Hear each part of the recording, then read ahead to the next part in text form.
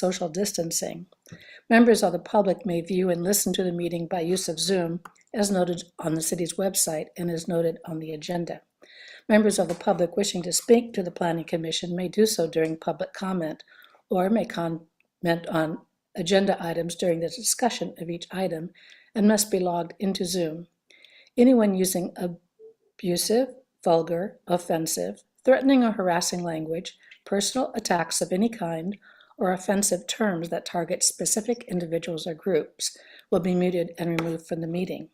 Please do not abuse this new way of providing public comment.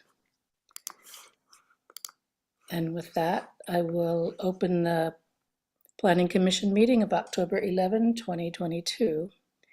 And Carrie, may we please have the roll call? Sure. We will start with Commissioner Kelly. Here. Commissioner Burns. Here. Commissioner Fritz. Here. Vice Chair Fernandez. We didn't hear that, Everett. Do you want to make sure we can hear you? Having some technical difficulties. Hang on a second. Oh, we can hear that. You can hear that now? Yep. No, not now. Can't hear you now. Oh, you can now? Yes. Yes. Okay. So maybe just take off the headphones when you're speaking. And Chair Ottinger. Here. Excellent. We have a full attendance at tonight's Planning Commission meeting. Okay, the next item 2, is comments from the public on items not on the agenda. So if you are wishing to speak on an item that's not on the agenda, please indicate by raising your hand, virtual or actual. I don't see anyone wishing to speak at this time. I do not either. We have seen, we haven't seen a number of public comments, but they're all related to tonight's item. And those have been, as we'll note in the staff report, forwarded to the commission and posted to the city's website. Okay. So item 3, are there statements of conflict of interest from any planning commissioner? Not seeing any hands again. We will move to the approval of the Planning Commission meetings, which are actually the meeting of May 19th. Did we receive the correct minutes? Because the agenda says June 14th.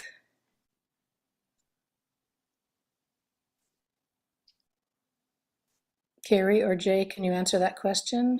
Sorry, thank you. So it looks like we have the wrong minutes uploaded. We have the minutes from May 24th on the agenda, so we will just postpone that to the next meeting so that it's properly noticed. Okay, so we'll move on from that. Yep. Okay, moving on to the public hearing item number 5, which is a temporary use permit for 845 Gravenstein Highway North, known as Horizon Shine. And I believe we have a staff report. Is that from you? That'll be from me, yes. Okay. Thank you, Chair Ottinger and commissioners. Good evening. And I'm getting a note, I'm on a different laptop than normal, that I have a poor audio quality. So if needed, I can turn my screen off, just let me know. But with that, I will proceed with the staff report on this item. So this is a temporary use permit for a temporary residential use of more than 6 months. As noted in the report, the requirement for temporary uses less than 6 months can be approved by the planning director. More than 6 months requires planning commission approval. The request that we have before you tonight is for the 845 Gravenstein Highway North to operate a 24/7 safe parking for recreational vehicles. Most people know about this project. It did go through the city council last year in some form for the lease agreement is in your packet. It's we'll call it the RV Village, or Horizon Shine is the name of the project. The applicant for this is Sonoma Applied Villages, or SAVES, and St. Vincent de Paul is the owner. We do have a couple of folks with us from SAVES tonight. They don't have a major presentation, but I will ask them to talk about some of the operational characteristics and answer questions the commission may have after my staff report. So I do want to note that this is a private endeavor. I know the last version went through City Council. A temporary use, as noted in the staff report, we did have an assessment last year that it was for 12 months or less can be classified as a homeless shelter, or if it's a permanent use where the individuals would leave within 12 months or less. In speaking with the applicant on this, when they submitted their request to extend the permit, they did note that they would have the same people living there. Potentially, it's not a like a winter shelter, homeless shelter, or a more permanent shelter that has a more rapid turnover. It is seen as a use that would have potentially the same people there for more than the 12 months or for the length of the program. So with that, it can no longer be classified as a homeless shelter under our zoning ordinance definitions. So we are looking at requiring a temporary use permit for this. This is actually pretty similar to what the Planning Commission has reviewed in the past for a couple other temporary use permits. One was the Community Church of Sebastopol, which had to ask for, they already have safe parking, but they asked for the ability to have 2 micro shelters to add to that for temporary shelters for homeless individuals. That was, I believe they applied for that to be for 5 years. So again, not permanent, but longer than 6 months. And so that was noticed and came before the commission. Additionally, the temporary use for the can recycling, the CRV station at 1000 Gravenstein Highway North, across from O'Reilly. Similarly, they have, I believe it's a 3-year program. And so that came to you most recently, I believe, was the most recent temporary use permit that you reviewed. That's more of a stationary thing, unlike Head West, which is a yearly program, also more than 6 months. So that's the reason why it's coming to you tonight. There is no, for this extension, there is no city sponsorship. So this is becoming a completely nonprofit driven program. Again, and actually the city had, as noted, had worked out, gotten some money from the county for the original year that they're that is in operation right now. That was actually from the county money given to the city, and the city paid the lease. And if it gets more technical, that I actually haven't been involved with that, the details of that, and I'll ask SAVES to address any other questions you have on that. But I do want to be clear that this is SAVES and St. Vincent de Paul coming to us with this application as a private nonprofit.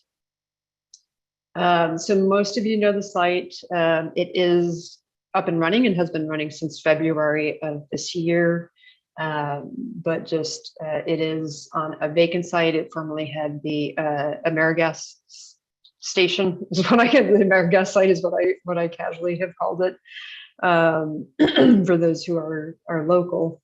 That building was demolished as part of the site prep for this, which was something that made our fire chief very happy, I believe. It was a deteriorated structure and was slated for removal for a prior approval as well. That's not a lot of site changes have been done, so it's basically a vacant site right now. They did hook up to the city sewer and electrical that was already on the site. They did some improvements for. And then they did a little bit of gravel and to level the site and some fencing, as was requested by some of the neighbors, I believe. That's not a requirement by the city, but it is was a requirement as that the unhoused subcommittee was working on. So beyond that, it is and will continue to be a basically vacant site. St. Vincent de Paul did share at the last council meeting that they are intending to apply for and build a more permanent affordable housing site on that. It sounds like their earliest breaking of ground would be in spring of 2024. So this is the interim use that they and SAFES are proposing for. The site itself would not undergo any further changes unless allowed, unless required by the Planning Commission as part of the approval. The site right now has 18 to 20 RVs and a common area. That common area includes showers and bathrooms, an eating area, administrative area where service are provided to the residents. We do have that on the site plan, and I can bring that up if you want to understand that a little bit better. Before this was installed, it went through a number of it went through all the city departments to make sure that it met the city requirements for a homeless shelter. So there is a loop driveway that needs to be kept clear for emergency access. They are required, and they do maintain setbacks to the rear and sides. They also actually have a setback from the front to give a little bit of space. Even though that isn't technically required, we did ask them to do that to make sure that RVs, anyone entering the site, given the fact that it is gated, could get off the street before they check in and not have to park on the street. And so all of the utilities and emergency access has been reviewed by the various departments, and that is one of the conditions that we're proposing, is that all of the existing elements be maintained, and indeed all of their operational, the village rules that are in the packet, and the operational procedures that are in their operating manual be maintained. And I will ask Patrick to speak to some of the high points, or the major points of those. So again, this is a temporary use that is before you tonight. The criteria for that are basically the same as a temporary use permit. Is it in the best? So the criteria for that is, I apologize, let me get to that section of it.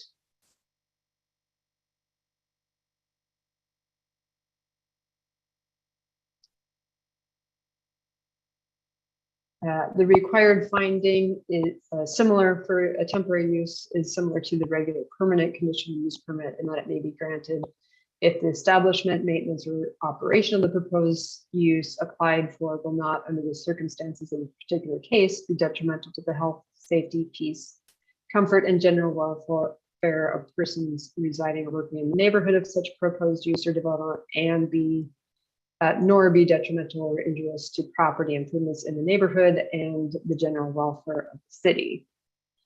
So we have received some comments in support of the project. We've also received some comments opposed to the project. Some of those do relate more to the operational of, how does this transition to a more permanent site? That is not a criteria by which we're evaluating this application. Again, it is a temporary use but it is for 2 additional years on the site. And I think at this point, staff is recommending approval, again, with maintaining all of the current procedures. We did also speak, because in the quarterly reports and public comments to the city council, there had been comments about what I believe is called overflow. So are people being attracted to that area, not from the SAVES operation, but because SAVES is there? Because and I'll let SAVES speak to any of the issues with the SAVES site itself. However, we do want to make sure there's a little bit more coordination, if possible, surrounding the site, to address some of those issues. And so we are recommending, and this is from our police chief, Ron Nelson, who I believe is going to be here tonight, although I don't know if he's here yet. I haven't had a chance to look. That there be a little bit more enhanced coordination with the police, so that when the gate monitors who are at the street, if they see folks who are loitering or doing things that they shouldn't be doing in the area, that they alert the police, so that the police can come and make sure that things are dealt with appropriately and promptly. And I think the one other recommendation we have, which would not be a requirement by any other agreement, but would be as part of this, is that there be continued reports to the city, and that this would be a perhaps quarterly is what we're suggesting. They have been giving quarterly reports to the city council. But to continue quarterly reports to the city and have those be part of your regular planning commission meetings. And this is actually similar to what both the Lower Sheldon alcohol permit will require, as well as I think what the planning commission had requested for Peacetown and a couple of other use permits, to make sure that the operational components of it worked with the adjoining neighbors and other stakeholders. So I do, in my staff report, talk a bit about the homeless issues within the city of Sebastopol. This is not limited to the city of Sebastopol. As most of you know, this is throughout California, and actually since COVID, throughout a lot of other parts of the country as well, that cities and counties are trying to deal with. Certainly in Sonoma County and in Sebastopol, we have been dealing with this for the last few years in a more visual, more apparent way. We've always had homeless in Sebastopol, but this is there certainly has been more pressure. The Sonoma County CDC did just come out with their homeless count for this year, and the city of Sebastopol's has actually not gone up as much as the rest of the county. We had 78 individuals, which I believe the last kind of regular count had, well, the first time I recall the count when we adopted a shelter crisis in 2019, that count was 69. We're now at 79. We were higher, but sorry, 78, I believe it is, homeless. And that is a point in time count. So obviously things change, just like the population of the city changes every time someone's born, dies, moves away. So this is a point in time count. However, I will note that of those 78, 2 are sheltered at the Park Village in the 2 RV spaces that are there. The 78 also includes the number that are at the Save site, so they have some place to go, unlike a few years ago where there was not a designated spot or any resort, or much more limited. The Project Home Key, I believe, also includes those.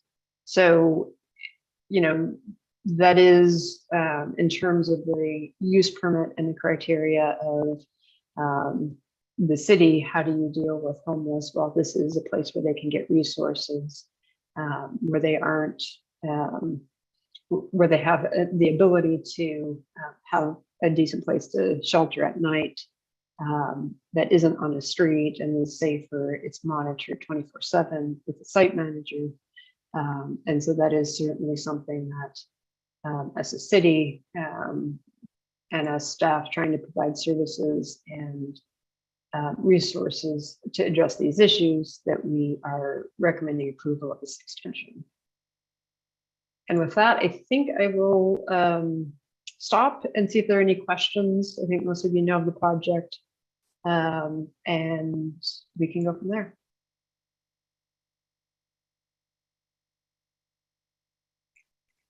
And Kathy, you're muted. Does anyone from the Planning Commission have a question of the director on this issue? I do have one Linda question. Kelly. Yes, Linda, go ahead. Okay, on page 3 of the staff report, there was definitions: homeless shelter, temporary use, temporary care unit. Now, with the temporary care unit definition, is there a time period attached to that temporary care, or how is that dealt with? Sure. Thank you, Commissioner Kelly. So that isn't directly applicable to this use. This is this is under the temporary use, a non-permanent use of the site, which can be any of the uses listed. And again, we have used that temporary use for that was the same classification as the community churches, shelters. But to clarify, a temporary care unit, so this is generally for a single family property or someone or another private site where it's more one-on-one, can request from the planning department a temporary care unit, temporary use permit as well. That's the process for these things. There is not a limit on it. However, in terms of the time for that, we do have similar requirements as the SAVE site has, such as, connection to the sewer, electrical, that they have utilities and they're not, that there's proper health and sanitation at the site. So sewer, water, that type of thing. The temporary care unit, again, it is not, I believe our code requires it to be kind of renewed on an annual basis. So it would require a doctor certification of some sort for that. And then we would just ask for renewal of that. And the temporary care unit in this case can either be the caretaker or the person who is getting the care. Okay, thank you. I appreciate that explanation. I wasn't aware of that.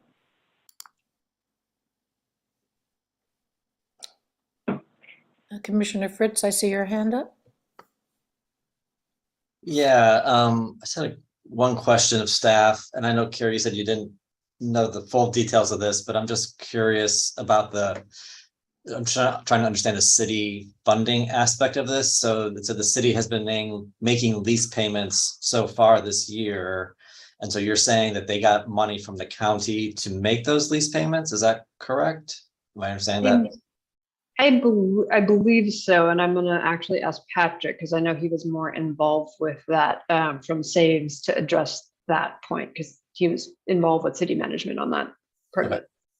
That is, you have it right. So the money flowed through the city, but it came from the county. And that's already been taken care of. And so I will point out the city has put no money into it and has no plans to put money in next year. So it's a general welfare to the city. I think this is giving a lot. It's really providing a lot. But I'll wait for other questions or Carrie has other thoughts. Sure. And then I just had a clarification on the conditions of approval. It's Exhibit B on page 105, condition number 5. It says the approval for the temporary use permit to operate of the SAVS Village, which has not good grammar. Says January 1st, 2022. Should that be 2023? Is that when this temporary use permit will start, January 1st, 2023? Or are we going retroactively?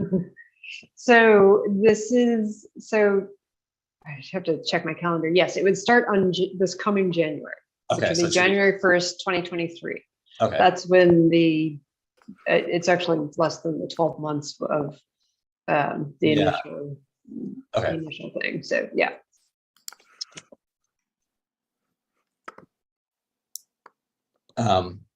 So I think that just needs to be updated in the conditions.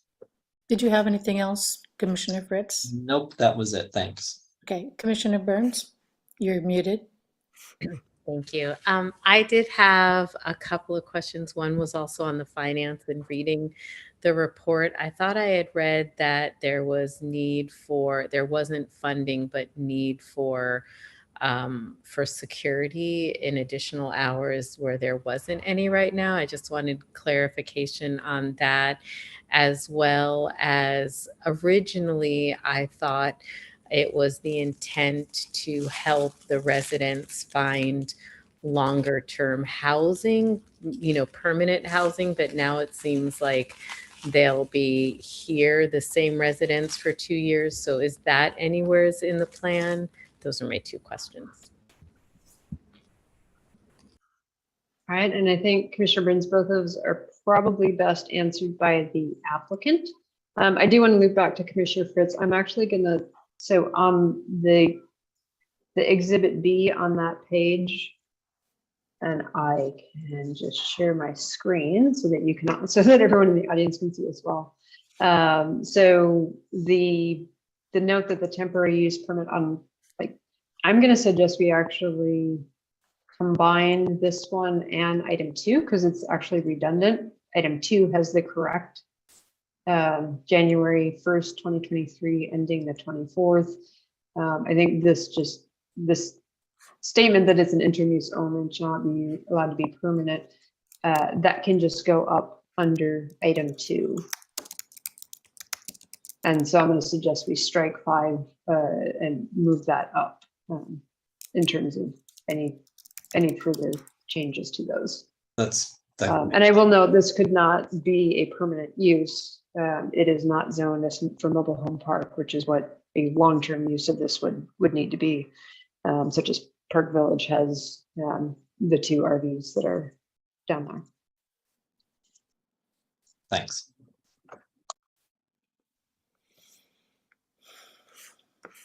Did you want me to address Commissioner Burns? Yeah, yes, would you please? Sure. So there's 2 parts to your question. One was about finding long-term housing, and that is our goal. We are dealing with long-term permanent or long-term homeless clients, which are more difficult to place. So that is our goal. We are always working on that goal and moving people forward. We're dealing with some mental illness, some drug addiction, while we work on those issues to move people forward. So it is our goal. Our goal is not to find a home for our clients here permanently, but they are more difficult to place clients that we are working really hard on. So I think that's just the honest truth about it. And that's why in the application, we're honest about, hey, putting someone in for 6 months is not going to solve their issue of being unhoused. They need some more support and more guidance and get their life more put together, which we're working on. With regards to additional funding, I'm not sure what exact piece you were talking about. We are working on additional funding in general for the site that's separate from the permit. And we're working with the county on those as well. But the permit's not dependent on us having funding. Otherwise, we're funded right now to be operating through the current permit just fine. We don't need additional funds. Thank you. I have a question of Planning Director Swanstrom regarding page 5, the analysis. You were mentioning that St. Vincent de Paul has plans for construction beginning in spring of 2024. At any time, have you had discussions with them regarding the dismantling of the Say's facility or the plans for moving it to another site? Has that ever been part of your conversation with St. Vincent de Paul? No, it has not. They are at the very initial stages. So we haven't had heard, I don't know if you've had any specific meetings about this other than they've asked us and talked about what the past approvals were for and whatnot, so they could get a sense of what the past approval was, which is pretty typical of an applicant. Yeah. So if they did come forward with a plan that we were considering, would they need to have plans for site preparation? And that would be part of that proposal, or could they, So are you asking, would they need would they need a transition plan for the saves? Is that what the question is? Yes, that's the question. Or would their approval be conditioned on a plan for it? It's usually we require them to do some sort of site preparation, and you can't just approve a project with this situation. So I just want to know. Sure. So I do know that Saves and St. Vincent de Paul are working very closely, and I do see Adrienne from Saves hand raised. So I'm going to ask her if she has any information on that. Okay, or maybe we can discuss it later when they're giving their Sure. presentation. And if there are no other questions from commissioners, I think we could move to the SAVES presentation. Seeing none, let's go ahead, and it's Patrick who's speaking now first. Adrian, do you want to go? We did not prepare like a written presentation. We're really here to answer questions. Okay. I would say in general, we've been up and running for the better part of a year. If one of our major goals was to help the general welfare of the city, I think, I drove by Morris Street today, crystal clear, sparkling clean. If you've been in our village, it's clean and organized, and as we are working with our clients to move them on to permanent housing, that hasn't cost the city any funds. We have concerns all the time about the neighborhood, and we're working on that. We work closely with the police and with the city manager. And so I feel like we're doing a terrific job. Adrian may want to throw some more in there. I hear everyone's concerns. I've read all the comments. Most of those comments are about the concern about homelessness, which we share, and that by having these 25 people not be on the street is a major benefit to Sebastopol. If I could piggyback on that, we are looking for funding. We have a gap that starts on January 1st, and we have a couple of paths to get that funding. Your approval tonight will really assist that, because every time we have a funder, they want to know if we were permitted. And of course they do, because they need that. Someone asked about St. Vincent de Paul. Of course, we are working with them very closely. We know they want to do affordable housing. That will come to you as a separate project, so you'll have a lot of time to talk to them about what that's going to be and how it's going to be. We ourselves have a commitment in our contract and ethically to when it closes down, to clean it up, to get people, hopefully by that time a lot of them will be in transitional housing or some other kinds of housing, but to take them somewhere else, and then to clean up the site, if there's any leftover RVs or obviously all of the the bathrooms and the water tank and all that. We'll get that stuff out of there. I wanted to just note that the staff and the police have recommended this approval, which is really a delight for us to know that. And the majority of neighbors are not affected by this. We don't get a lot of complaints. I want to introduce you to a few people here in case you have particular questions. Hector Gutierrez is in here with the word SAVES on his picture. He's been our business liaison. So when anybody has a business problem with homelessness, with a homeless person, they will generally call us. Hector goes over, checks out the pictures. I think with one exception, they have not been people who live in Horizon Shine. But sometimes we do know them, or the people there know them, and we can talk to them and take care of the problem. These are particularly non-criminal problems. We refer criminal problems to the police. Suzanne Landy is here. She is a longtime and regular volunteer. She's the person who sets up a lot of people's health appointments. We have people from West County Health Center. They send a healthcare for the homeless team out a couple times a month, or maybe once a month. It depends on the month. But so she knows a lot of the people there, and she can talk from the point of view of a volunteer. We also have Kalani Raposa here, who is a staff member, and he's right there in the village for 5 days a week, 40 hours a week. So, if you will have questions, particularly, you might want to address one of those people. I'm the president of the board, so I'm the person the buck stops here. If you really get, if you feel like things are not going well, you can always reach out to me. We also have a community advisory committee that meets once a month. It's been on a bit of a summer sabbatical, but our next meeting is it's Tuesday, October 25th at 5:00. And anyone who is interested in coming to that meeting and talking, it's specifically set up to handle neighborhood complaints. We rarely get them, but that's really what it's for. So if you have particular problems you're having with the village for whatever reason, this is the standard place where you can come and be heard and get an answer from some people who know, and work out solutions for sure. So my email is my first name, Adrienne, which is ADRIENNE at Sonoma Villages, villages is plural, .org. So ADRIENNE at sonomavillages.org. And just feel free, that email is my favorite. So email along. Thank you so much, particularly the planning commissioners. I can tell you've really read the material and it's awesome. Okay, thank you. Are there questions from the commissioners at this point? Okay, I see Commissioner Fernandez's hand up. Yes, can you hear me? Yes. Okay. I've just questioned on the makeup or how individuals come to stay at that site. What's the process? Is there any consideration for people that are more local, or how? Just if you kind of give me a summary about that. Everybody's local. Our contract, and we have agreed to keep it to Sebastopol. Once we get Sebastopol solved, we'll maybe open it up to Grayton. We don't know yet, but originally the people who came were from Morris Street. I think we got all but 2 or 3 vehicles off of Morris Street, and we've had very little turnover. So that's mostly it, but we do have a waiting list.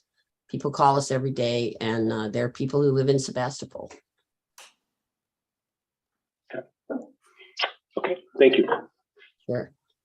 Commissioner Kelly, did you have any questions of the applicant?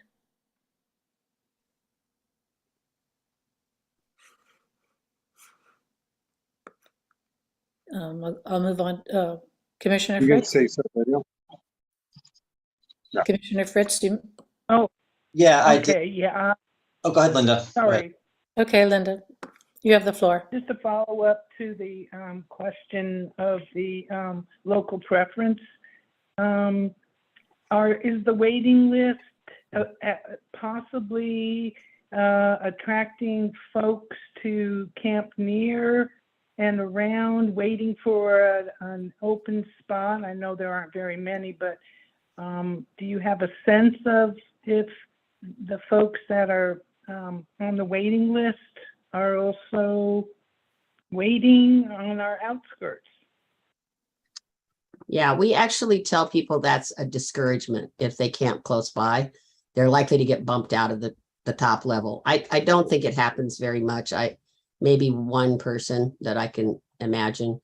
It's just not a way that gets into the village, and we tell people that. Okay, that's a very interesting occurrence, because they coincide together, and I'm glad to hear your answer. So do you all still have the resident, the board, the self-governance group, and how's that going? Well, it's been a bit more rocky than I would want. I think we're on our 3rd or 4th iteration.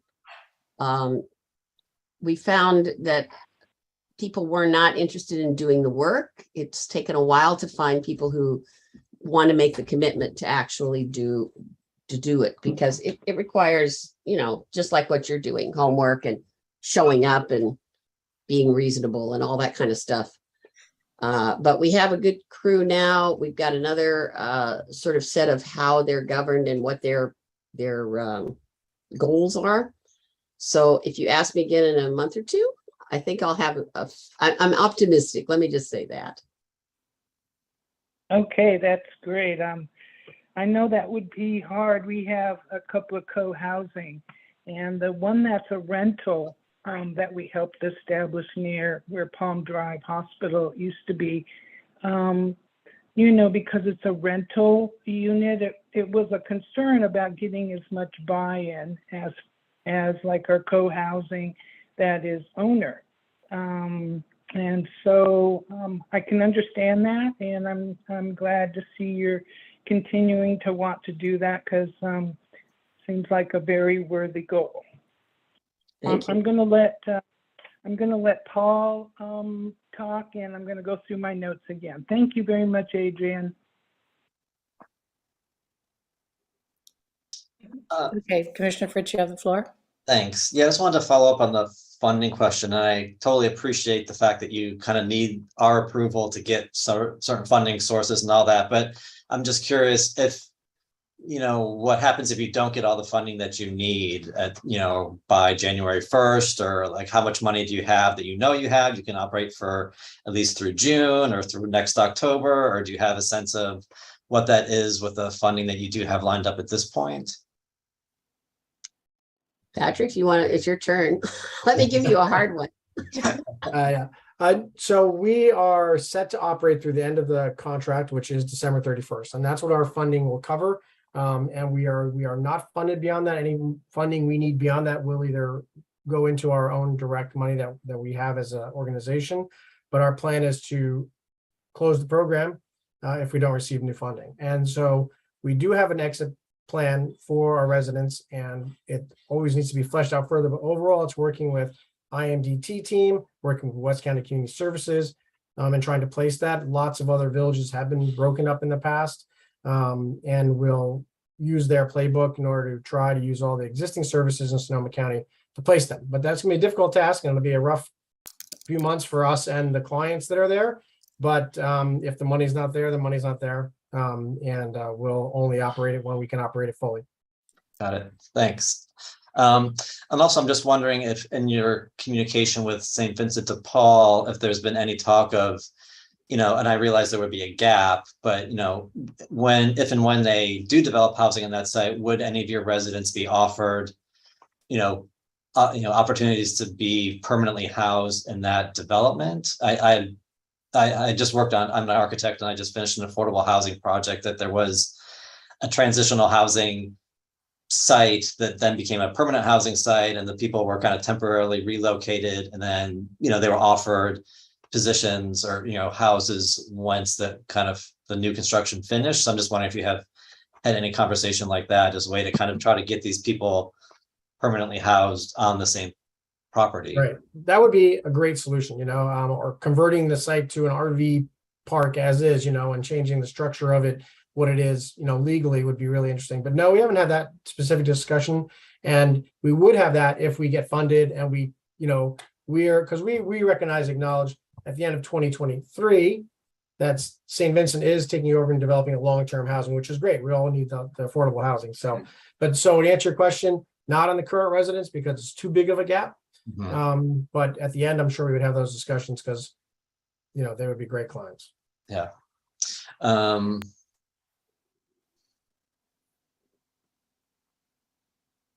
you just explain a little bit about the current sort of staffing situation? You mentioned there's a person on the meeting who's there 40 hours a week. What other staffing do you have on site beyond that at this point? Can you just kind of explain that? So we have it is in flux. We've had illnesses. It's very odd. So we have one guy who's been out for two months with an illness, and I think he's due back starting the 8th. He's full time. We have a full-time village manager, and then we have security people who divvy up the hours, and we also have White Star Security who do the overnight shifts for security. We have a resident who lives there, who's also part of the staff, and of course he's on staff. He's there 24 hours a day, and we have a couple of other people who live there who are shorter part-timer, more kind of, but they're also available when they're needed. I don't know if that's clear enough for you. I feel a little muddled about it, but just trying to understand as much as you can understand, I guess. I appreciate that. I think that's all my questions for now. Thanks. Okay. Commissioner Burns? I just wanted to follow up on what one of the commissioners had asked about the this encouraging people to be close by, and some of the residents local. Having a warehouse on Moore Street, I've been up close and personal to all these people since they first started moving to Sebastopol, knowing most of them very well. It was very transient. The people were not originally from the area, but this is most of them, I would say. But this is where they called home. I don't know if any of us are originally from here. I know I'm not, although I've been here for 35 plus years. So, I don't see it as encouraging other people to be there to get into the village necessarily. Just because this has been something that's been here for many, many, many years. And, yes, Morris Street did start out small and then we kind of expanded. But I don't think that that's actually, what's happening. We just have more of a problem of people not having homes than we have homes for them. So we will find more people and, moving here. So anyway, that's just a little bit about, are they local? And, is this encouraging other people to be here to wait for a spot to open? Just being here since the very beginning, I don't think that is really an issue. And they're all local now. This is where they've chosen for their home. So there you go. Well, there are definitely people who have deep roots in Sonoma County. And as I remember somebody talking to me about graduating from Annalee. So, and there's certainly people, sons and daughters of longtime Sebastopol residents. Yeah, a few people like that, but not very many, but that's lovely. There was a young, anyway. Yeah. And I have a question of the applicant. It goes back to your transition plans. I know that first you need this funding and then you need this approval, and then you need funding. But at some point down the line, the people who have trailers there are going to have to find another place to move their trailers. And I was wondering if, there was a timetable for planning that. I know if you don't get your funding, you've got an immediate plan to work with West County Community Services and other organizations to do that. Is that what you would be starting to do at some point down the road as we get closer to January? We started to do that the second week we moved in. And right now we're trying to do another whole level of the bureaucracy to do all of that. But yeah, it'll be sort of panic time and a lot of focus time if we have to close in January. Other than that, it's long and slow. And, finding another spot for your RV, or saying, well, you'd be happier in an apartment. Maybe you want to give your RV up. These are long conversations because people feel pretty insecure, and understandably so. But at some point, everybody's got to be off the lot. That's clear. And we'll just keep working on that. It's a shame because that lot is so close to so many services and stores. And if you find a country property that's available, it's a long way from anything. But you know what? Most people have cars. It's a big surprise, but some people have more than one car. Anyway. Thank you. Commissioner Burns, I see your hand again. Yeah, I just had a quick question to piggyback on what you said. When they do need to move their vehicles off of the lot, is there funding in place for that as well? Is that part of the funding? I know some of those vehicles aren't drivable anymore. Some of them are. Is that something that we'll be able to help the residents with? That is a really good question. Our intention is to do some of that, but there are major costs. And if we have to close by January, I don't know how much we'll be able to do.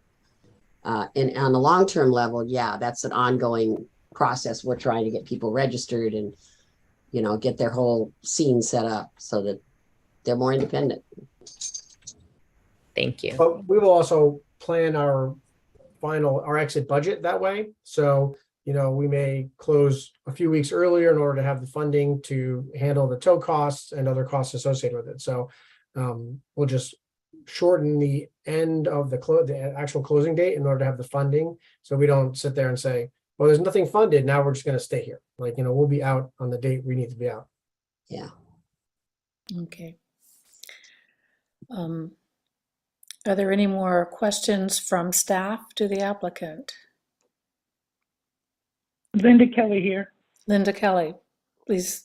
Okay, a little infrastructure question. I see that there's electricity to the common areas.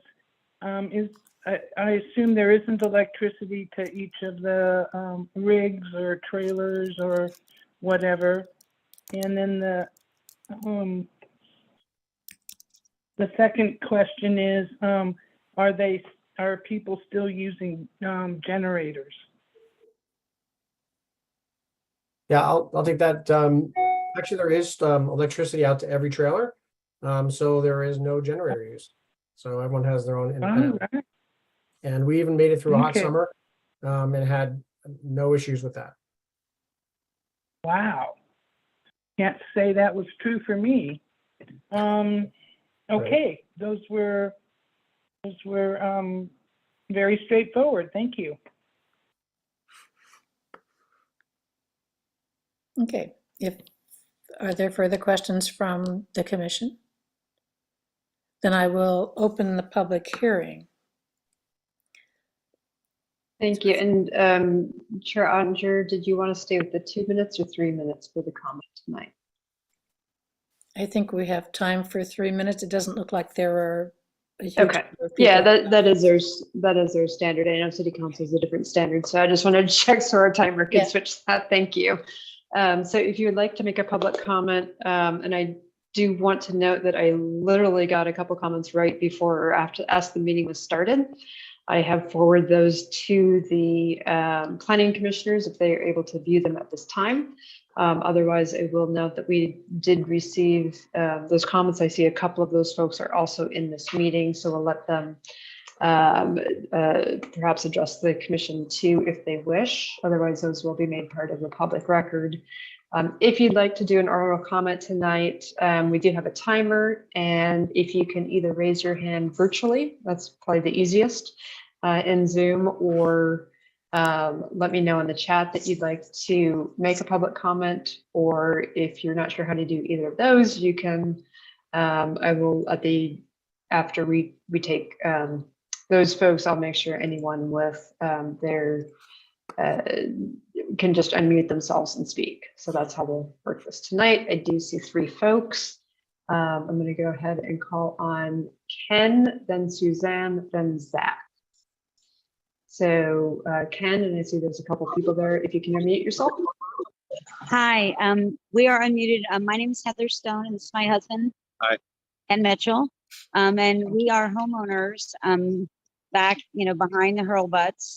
And we're also investors in the local community. We actually are providing low-income housing downtown and below market housing. Our issue is mainly with process. I'm an attorney, and I feel that, with compassion for the situation that the homeless find themselves in, I feel like that there was a total disregard for process in informing the local homeowners, the local businesses, and giving people an opportunity to participate and have their thoughts heard. And I feel like, from an emergency standpoint, okay, but then a 2-year extension on top of that, I feel that when help works properly, it works when there's participation from all interested parties, including local businesses, local residents. And I feel that we haven't been included in this to the extent that we should have been, because it affects our day-to-day lives, and it's our taxpayer dollars.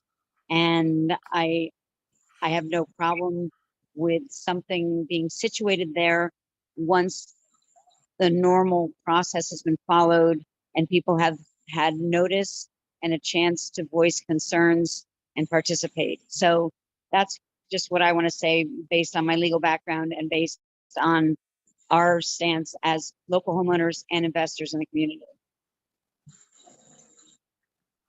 Thank you. And would your husband like to speak? Because he's also allocated 3 minutes if he wants. I had a glass of wine, so. All right. Thank you very much As for your usual, comment. I speak loud for both of us, but he agrees with me. Great. Thank you. And so next we have Suzanne.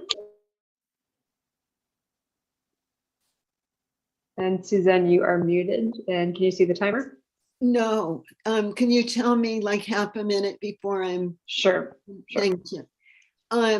Okay, so I'm a longtime volunteer, both with the residents who were on the Moore Street area or in the Laguna without a vehicle, and at Horizon Shine, I'd say at least a year and a half. So I've known people a long time. I'm a retired nurse. I keep my RN license active in order to help homeless people.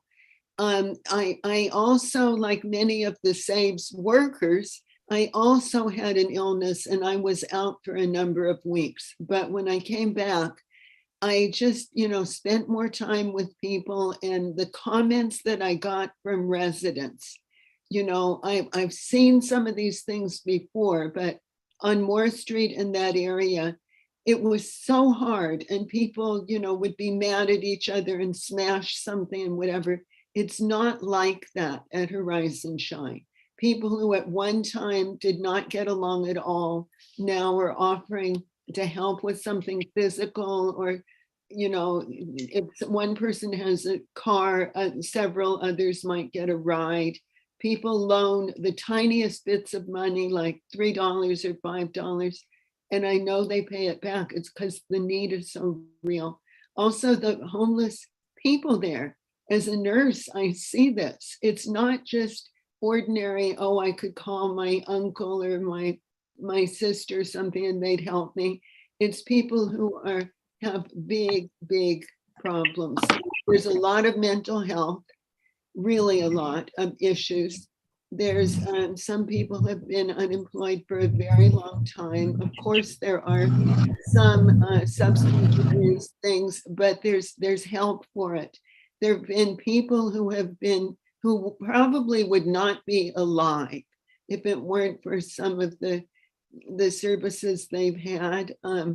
I'd like to mention one of the outreach workers, Cheryl Rude.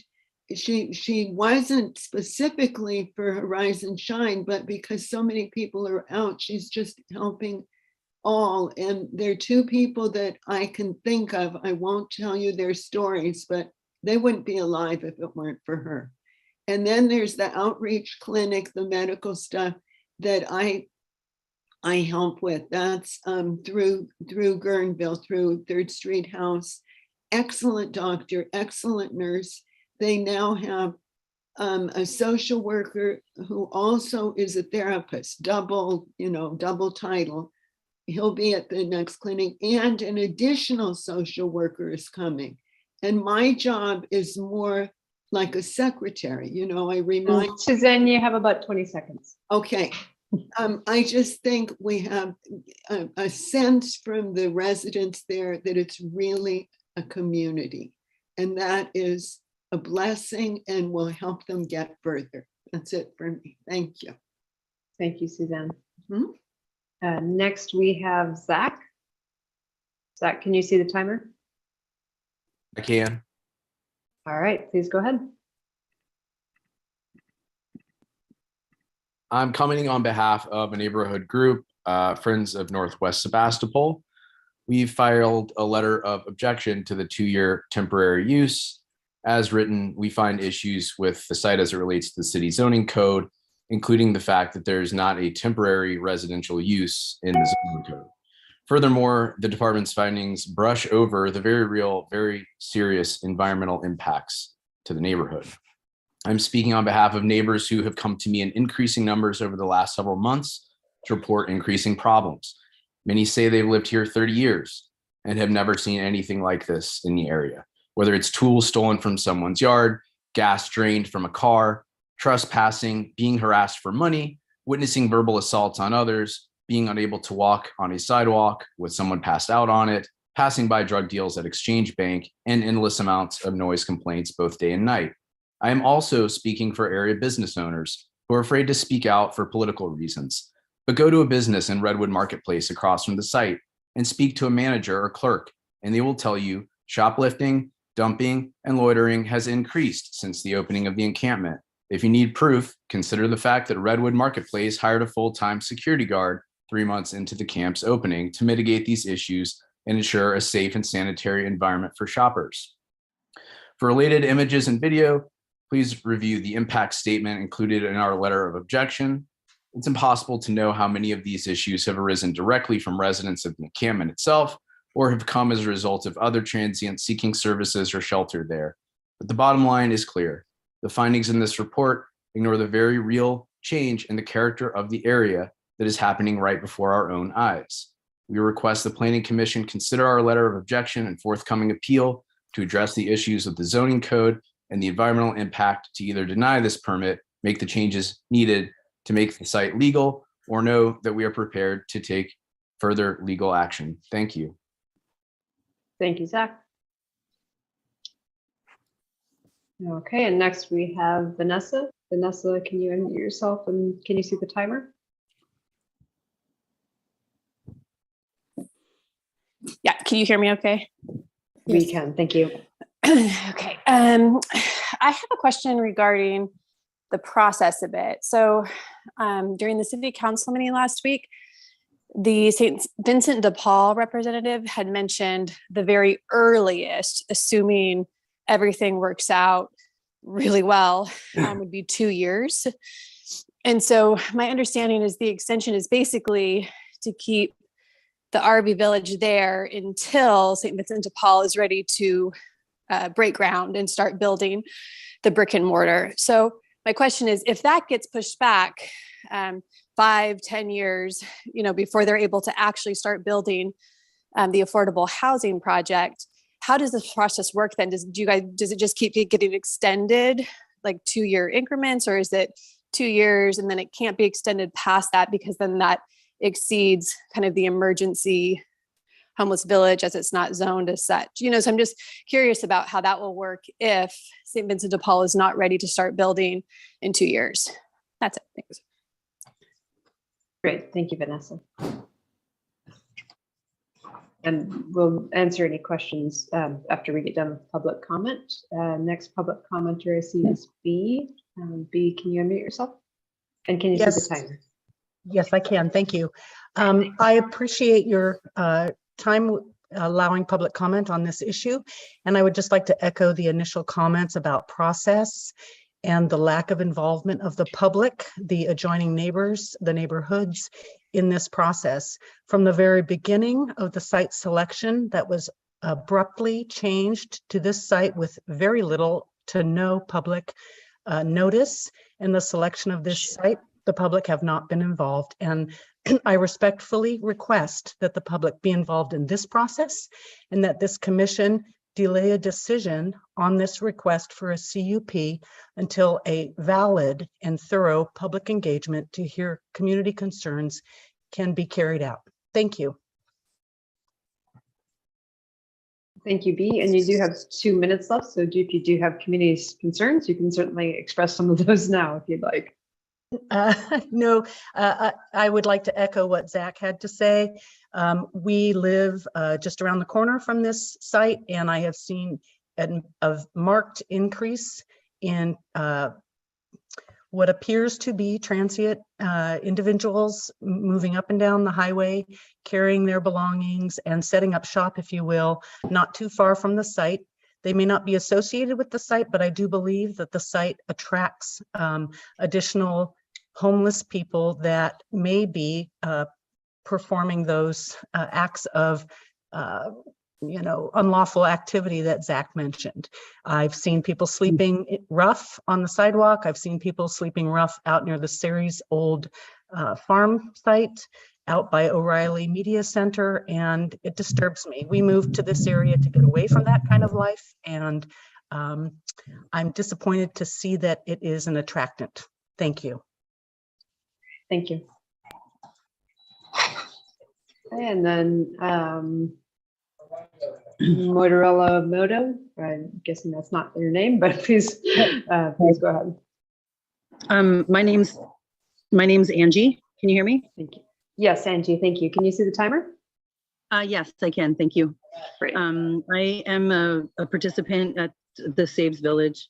I've been there since the beginning. And I just wanted to say a couple things. It's been a very positive experience for me. I've been able to park my RV there and have it be a safe place for it to be, so that I could then go and try and get a job and try and advance myself out of the homeless situation that I found myself in starting about a year ago. Since I've gotten to Saves, I've had a very positive experience. They've involved me in many of the different things that they've been trying to do.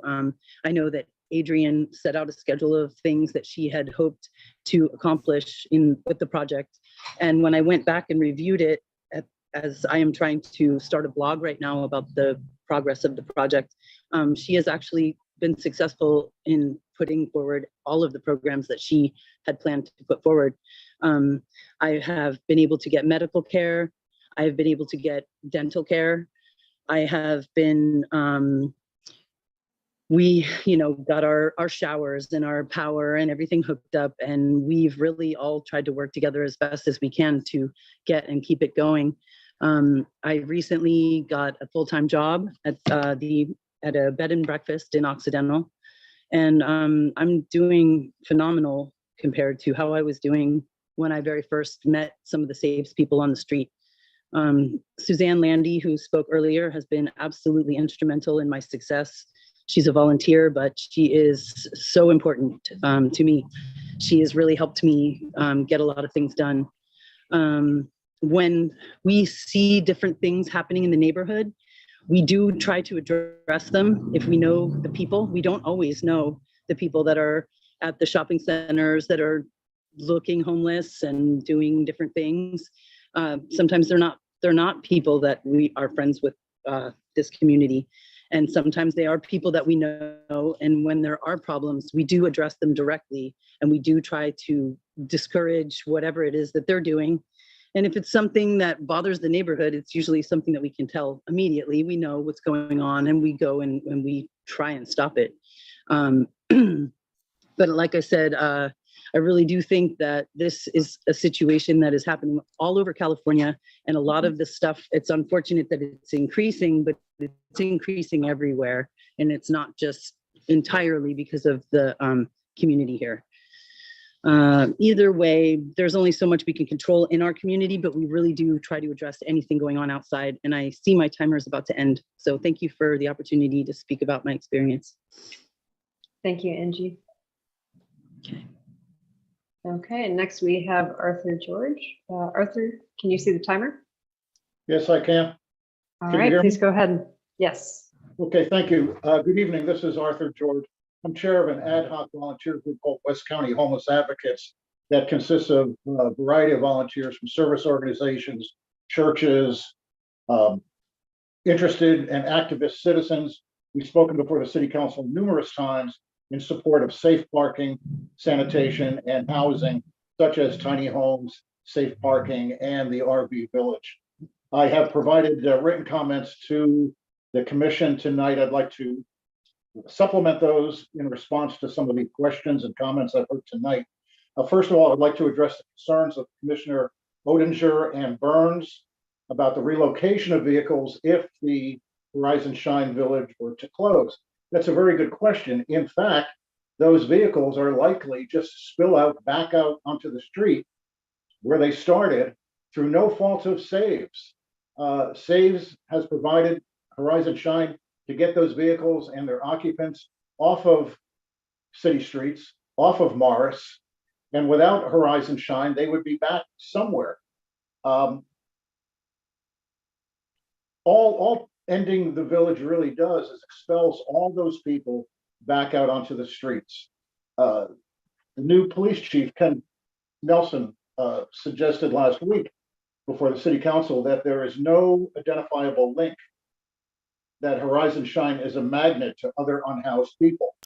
He suggested that if there are additional unhoused camping rough along the Norley walkway, the former Lucky site, Mary's Pizza Shack site, Chase Bank sites, these are vacant properties in the Redwood Marketplace that predate Horizon Shine for various business reasons. And he suggested that with the sweeps on Morris and Laguna, homeless individuals are going to go someplace. And they go to places that are dark and concealed. And that certainly meets the Redwood Marketplace definitions.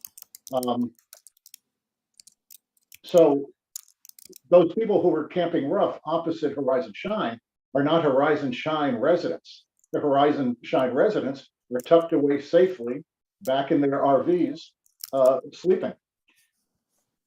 Higher levels of government than the city are going to have to come in and assist with the relocation of the RVs and all the other unhoused individuals. And the failure for that to happen is not due to Horizon Shine or to the city. Diana Rich has tried to find other sites. None of them exist. In terms of process, we are here engaging in a process.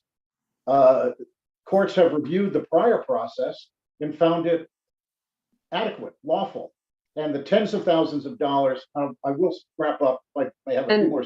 Thank you. The tens of thousands of dollars that have been expended by the city and the Friends of Northwest Sebastopol to oppose the village could have been much more adequately spent in providing the services that these people so desperately need. And I say that acknowledging that everybody has the right to pursue their litigation. But we should look at how money is spent and where it goes, what it does. Thank you. Thank you. Okay, I do not see anyone else with their virtual hand raised. And I have not seen anything in the chat from anyone who would like to comment. Is there anyone else on the phone or otherwise who would like to comment? Okay, Commissioner Andrew, I'm not seeing any additional public comments. I think you can go ahead and close the public hearing. Okay, were there questions? I didn't take notes, but I did hear some. I believe some of the questions were about the transition, and I did have, there were a couple of questions about the, or I shouldn't say questions, more statements about the process. And planning department was not involved with the prior process, although as Mr. George said, that is that the prior process has been through the courts. And so what we're at now is a public process. This is a temporary use permit. It is being heard by the Planning Commission because it's more than 6 months as required by our code. And any decision of the Planning Commission is appealable to the City Council. And it sounds like some folks are aware of that. So this was noticed, we certainly sent to the neighbors, and I'm glad many of them were able to join us here tonight. And yeah, hopefully start some of the discussion and be more informed and involved in the discussions. I believe the only question that I had was the process of if St. Vincent de Paul is delayed further, would this be continued from Vanessa? And this does need to be a temporary use, as noted. This was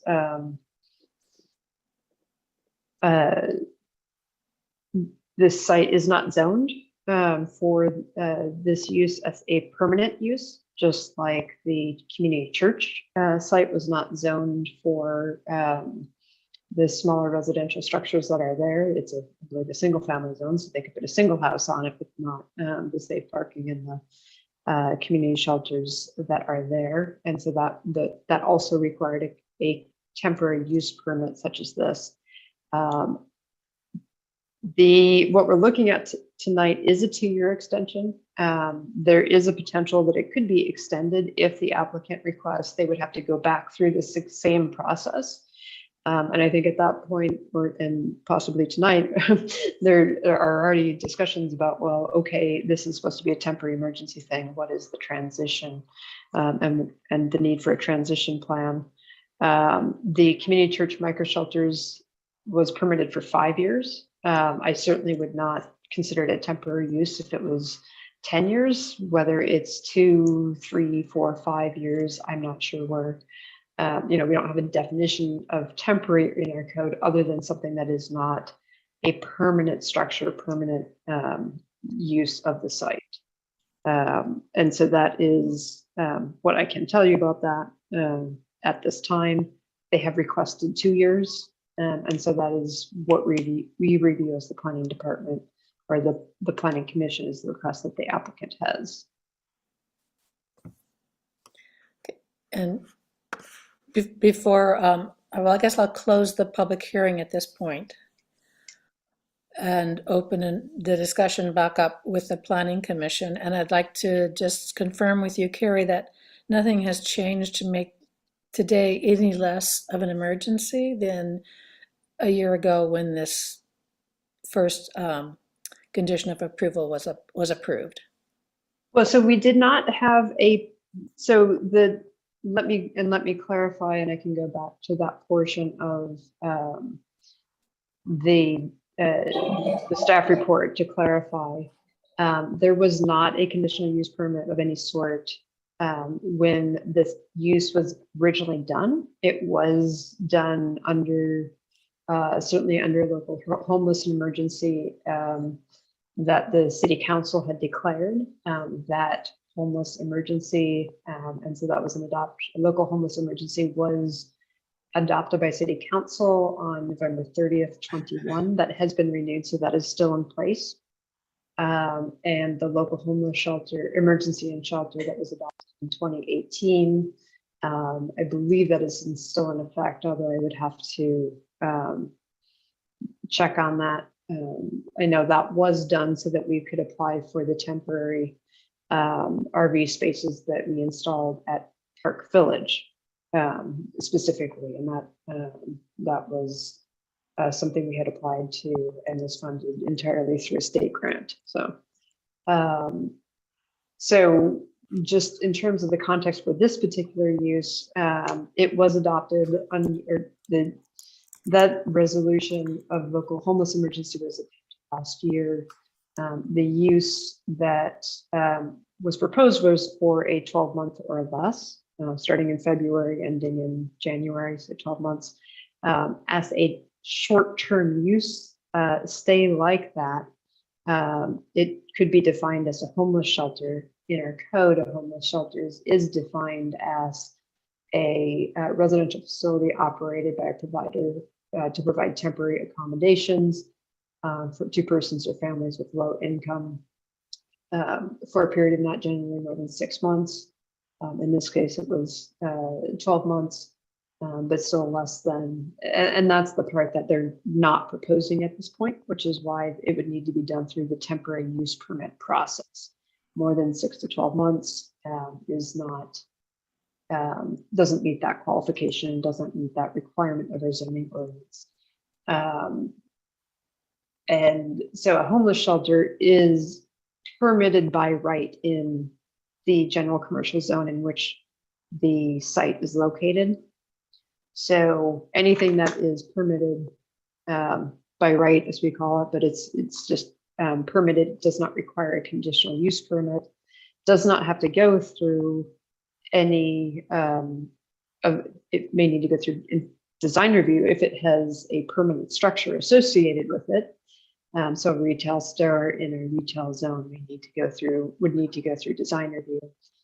Otherwise, a permitted use only needs to the permitted use of the homeless shelter would only need to have all of the city requirements that we would normally have, and those were the utilities, health, sanitation requirements, electrical that they had to provide to the site, etc. And so those were all reviewed as part of that, but done as a permitted use. to extend requires the temporary, the conditional use permit that you're reviewing tonight for the temporary use. Okay, thank you for that. You're welcome. Questions or comments from commissioners? Please raise your hand. Vice Chair Fernandez. Yeah, I just wanted to address one of the public that made comments regarding some of the crime issues regarding the marketplace. I don't know if it's happenstance related to it. If we have any reports, police reports. I just wanted to make sure we address that. And if you or any of the SAVES staff organization might want to also comment to address that.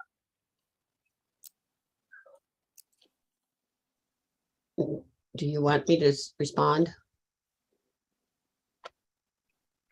So Yeah, sure. yeah, what we've heard from the police is that the need for them to police this particular group of people has plummeted. So they've saved a lot of time on that, and they're very supportive of how we're doing things. There are occasions when they get called into the village for one reason or another. Sometimes it's false alarms, someone being concerned about something that's really not a big deal. Other times, I think maybe once a policeman had to come and stand beside somebody who was yelling at somebody else. I think that might have happened. But it's very rare. We usually the police come, they'll say, hey, we hear this or that. Maybe they'll come and check about it and then they leave. We just don't have a lot of police involvement.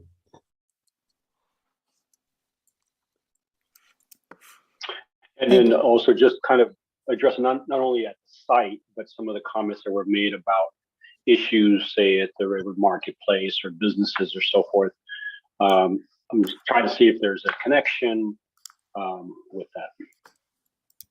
Well, I guess I have to lean on the police chief at the city council meeting who said he just didn't see any real link. There's been changes of policies at the city level and sweeping people around and taking them out of particularly the Laguna, because a lot of people were camping down there and felt pretty not safe, but out of sight, out of mind. And now they're not out of mind or sight. And I think what Angie from the village said is also true. We really do try to address it one by one. And I would urge people to get in touch with me if they're having specific problems that they think might be related to the village. You know, like Angie said, we can't control everything, but sometimes we do actually know the person and we can say, you know, you got to get along with the neighbors. This is a community here. We're trying to be a positive part of the community, not a harm. And some people are they'll really respond to that and take their business somewhere else or just stop doing whatever it is that's objectionable. And Vice Chair Fernandez, I can address that slightly, and we are seeing if Ron, our police chief, Ron Nelson, was going to be in attendance. I'm not sure why he's not here. He's police chief, so sometimes he has more pressing problems. But I have had conversations with him about this. You know, as we do with all use permits, this was routed to all the city departments, and we routed this the same, just to make sure that everything from the technical side, like the water and sewer, was there weren't additional requirements for an extension. I did specifically speak, however, with the police chief on that.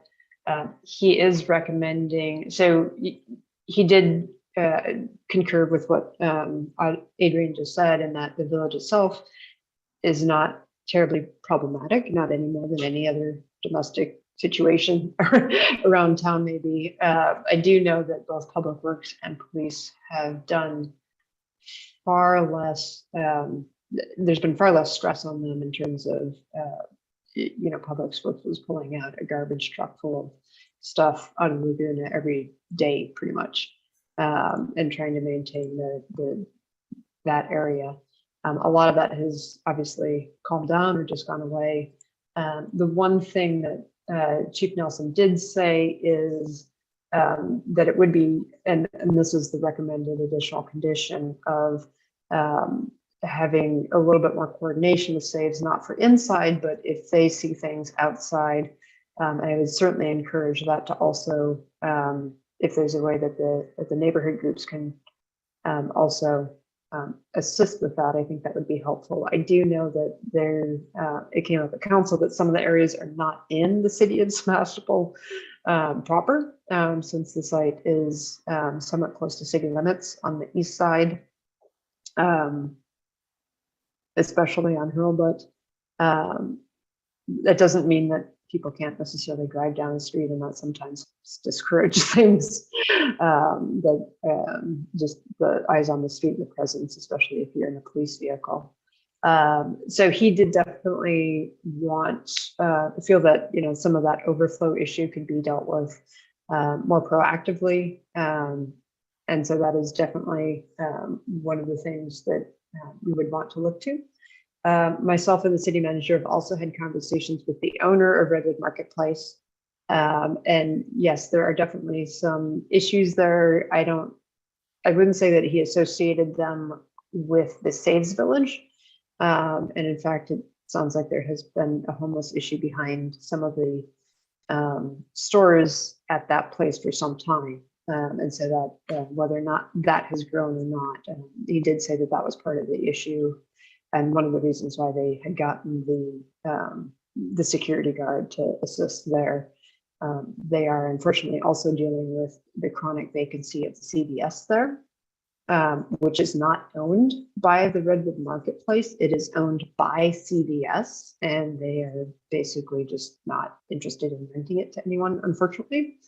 And I can tell you that the Burger King that is vacated right now, that is actually going to be a Starbucks that went through the use permit. Actually, I'm forgetting what the entitlement was. It wasn't actually a use permit with the planning commission, but it did go through planning commission review. It's gone through design review, and I believe they're about to submit their building permits and sign permits and things like that. So certainly some of the vacancies there, I don't know if that is attractive, you know, who knows what attracts people, but we are certainly looking forward to the Starbucks. I think revitalization, having that be a hopefully fairly busy outlet. Whatever you think of Starbucks for that part of town, I think will be very helpful. So Everett, I know that may not answer your question directly, but I'm hoping a little bit more of that background and the outreach I've done to some of the business owners or the shopping center owner, any stuff there, and the police chief was helpful.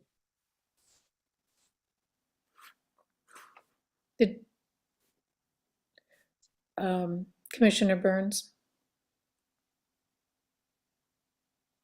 You are muted. Thank you. Everett, to speak to your question as well as something I read, there was also a concern, nobody brought it up tonight, but it had been mentioned by the neighbors that they were concerned about people also camping outside where the Ceres Garden is down by Riley Street building. I am there often, and I have noticed that as well, that there are a couple of people there, and there has been a lot of kind of trash and debris.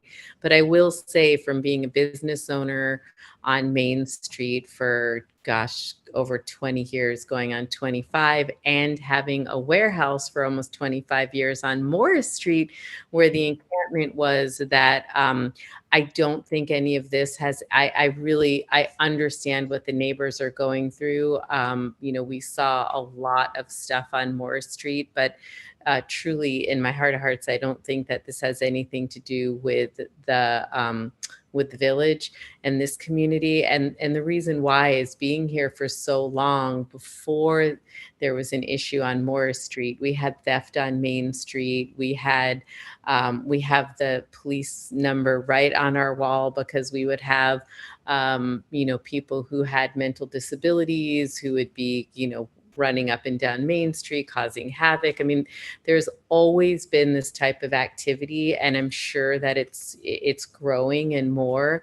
However, I just believe that it is growing and more, society. So it doesn't feel justly, put upon this situation, since I've been here for so long, and none of this is new, even though it's growing. I will say that, to me, the solution here is not to look at is this the issue, and are these people, residents living there, causing it, but what can we do to help with the people who aren't housed still, so that we're not having this situation. And lastly, the Laguna has been a long issue for people camping there, and that, a long issue. And the city has really tried a lot, from cutting back. I mean, it's been a long-standing issue, again, long before Morris Street was there. But back to a question I do have is, what is the security like at the site? As far as I know, that the gates close, I believe it was at 10. Is there security at the site? Are most people in every night? What happens if somebody's not in? Just a little clarification, because I didn't understand the answer to the staffing question. There is 24/7 security, so there's always someone on duty. We don't enforce the residents to stay at home. That's not our job. They're human beings, they're adults. But we do check them in and out in the evenings after 10. And we have a pretty strong visitation who comes and goes, with some people not allowed in the village at all. I hope that answers your question. Yeah, I mean, it does. I guess the reason I'm asking that, and I absolutely agree with you, these are adults, they don't need to be home. I'm trying to address some of the concerns of the neighbors. I did sit out there. I listened to some loud drumming. It wasn't coming from the village. It was in the Laguna. We've had that forever here. This to me seems like we have two separate issues going on. One is the village, causing any, liabilities to any of the citizens of Sebastopol? And what do we do about this other issue? Because it's been an on-standing issue. And I will say, this has really helped Morris Street. And being, the business owners there, we never experienced any theft or anything with people on Morris Street, but it was absolutely, it was a lot. So yeah, I think we just need to really remember to separate these issues and what houses under the village. So the reason I was asking that is it seems like you guys have a pretty clear picture that even if they're not there in the evening, that some of the thefts and the issues going on for the neighbors are not associated with your residents. Is that accurate?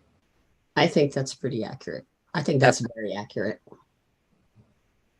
Thank you so much. Mm-hmm. Thank you. You've got a good understanding. I appreciate you. Yeah.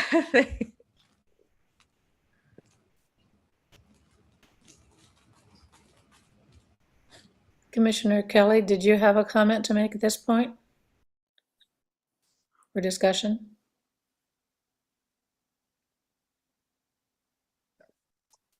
Well, my house is by the Jogadata Trail, and I certainly do hear some lively conversations at times. There was a fire from probably someone camping. It has gotten certainly worse over time. Got scared one time when I was coming home late at night from work, thinking that there was someone stalking me. So I understand the concerns. However, I'm satisfied that 2 more years is is tolerable, especially if issues at the Redwood Market are being dealt with, and hopefully our parking ordinance is being administered if there is neighborhood parking that's within the city limit.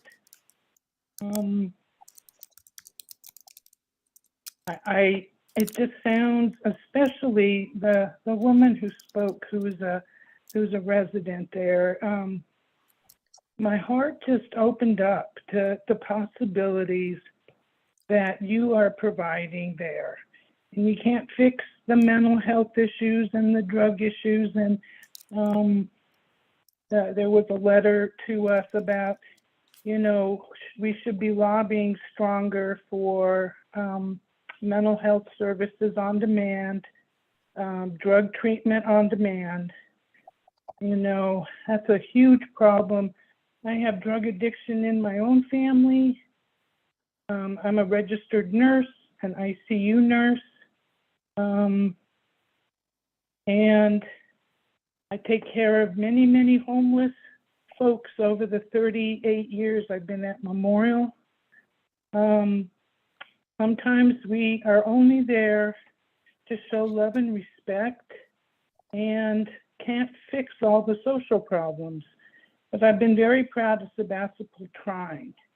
And, we do need to have a facility like this. And then we have strengthened our parking ordinance, and to the chagrin of many people, because it's pretty strict.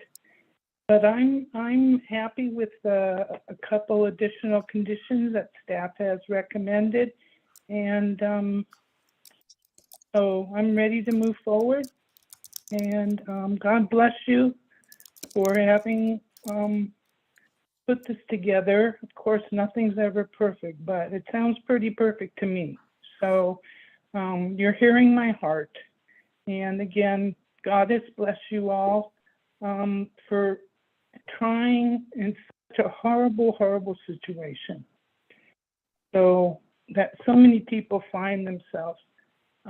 I volunteered for the Red Cross during our fires in 2017 down at the Veterans Building in Santa Rosa. And it seemed there was a lot of people displaced that ended up on Morris Street then. I think it seems to me that it sort of just continued after, but those folks didn't need the housing. But we've always been very accommodating, and I just want to move forward, and hopefully there can be some fundraising. Maybe we should get, some of our local groups to do some fundraising so we can help you with your operating expenses, because it would be a shame if you had to shut down. So those are my comments. Thank you. Thank you, Linda. Commissioner Fritz? Thanks.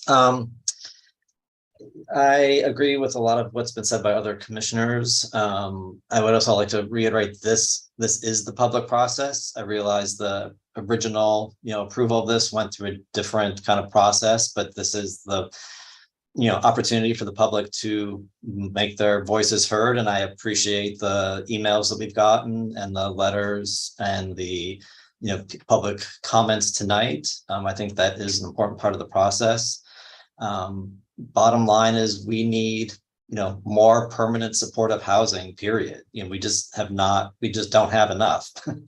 I'm an architect. I've worked on these kinds of projects for, permanent supportive housing, and, they just are few and far between, and they take a long time to put in place. So I think that, thinking this was gonna, this problem was gonna go away within a year was, kind of magical thinking. And I think that the problem was worse when many of these people were on Morris Street or spread around town. And I think that this environment, like we've heard from the resident that spoke tonight, and Adrian, like this, a community is being created, people are supportive of each other. And I think that support is really important. And it was, very heartwarming to hear Angie speak tonight about, that's exactly why we need to do these types of things, because it does, having a stable place to live, even if it is in your RV, that helps you move on. And so I think this is an important project.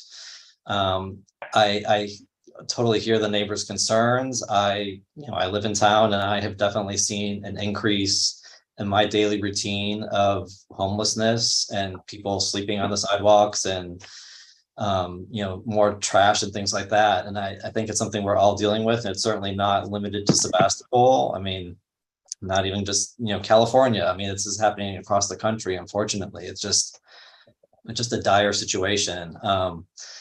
And I do believe that the fact that half of the Redwood Marketplace is vacant certainly doesn't help. I mean, that's the kind of places that attract homeless people, because there's just less oversight. There's less people going by on a regular basis, and so it's feels a little more out of the way. And I think it's unfortunate. It's across the street, and there's seems to be some kind of correlation. But I also agree there's probably just more the fact that. Again, it's been, and I know the developer of that, or the owner of that shopping center, and I know there has been issues with people living behind there for years. It's not necessarily a new thing, and maybe it's becoming more out in the open now that Mary's is closed too. The whole end is just dead. But I think that, from a land use standpoint, I think that, this is the process that we go through for this kind of use. It's a temporary request. It is a temporary use permit. This is the public process. This is the legal process. And I think that, again, I'm supportive of this from a land use standpoint. And if people have concerns that city council members said that this was only going to be for a year, that's an issue to take up with those council members. And that's kind of a political issue and not necessarily a land use issue. But as a planning commissioner, reviewing this application we have before us tonight, I'm inclined to, grant the 2-year extension request. That's all I'd like to say for now. Thanks. Thank you. I'd like to speak now before I turn it over to Vice Chair Fernandez. My concern is not really with clearing the site at the end of 2 years. It's making sure that the people who live there have a place to go before the last minute, because it was one of my concerns when they first went there, is that if it's only temporary, they're still going to need to find another place, and it can't, that finding that other place isn't going to happen overnight. And I'm wondering if other commissioners would be interested in adding a condition that at the quarterly report, at some point in the process, begins to define the process and the actual numbers for places where people will go, so that in those last 3 months, they're not in a crisis situation. I know that's a huge ask, but it's just really painful to think of having this 2-year time period end and and evicting people, basically allowing them to be evicted without a plan for them to be transitioned. And I don't know, Carrie, is that a reasonable addition to add that number or some evidence of that plan through the quarterly reports? I think as a conditional use permit for a temporary use, to understand how it's going to be closed is absolutely appropriate. Okay. And I know the Saves has been working, looking at other sites and things like that, but I think that, especially if there, this is transitioning to a permanent affordable housing by St. Vincent de Paul, there will be a need to do that. Is the last 6 months too late? I mean, it can take years. At what point do you think something like that should kick in, that there's, evidence of something else in the works? So I would say if it's a 2-year, that at the beginning of that second year, that there starts to be an understanding and of what the options are and how those develop. Because I don't, I'm not a social service provider, but I would suspect, just from how I've seen others work, that it's probably not one solution. Like, hey, we found a new site, it's over here. It's probably going to be a mix of, well, look, we have an opportunity for 3 people here, you know, and that five RVs here and that kind of a thing. So I suspect it'll be something like that. I think, you know, even if it's not resolved, to make sure that we're talking about it earlier, even if it is, hey, we still are having some of these issues, but we're looking at some of these things. I think that would be in the best interest of everyone, saves the residents, the community, everybody.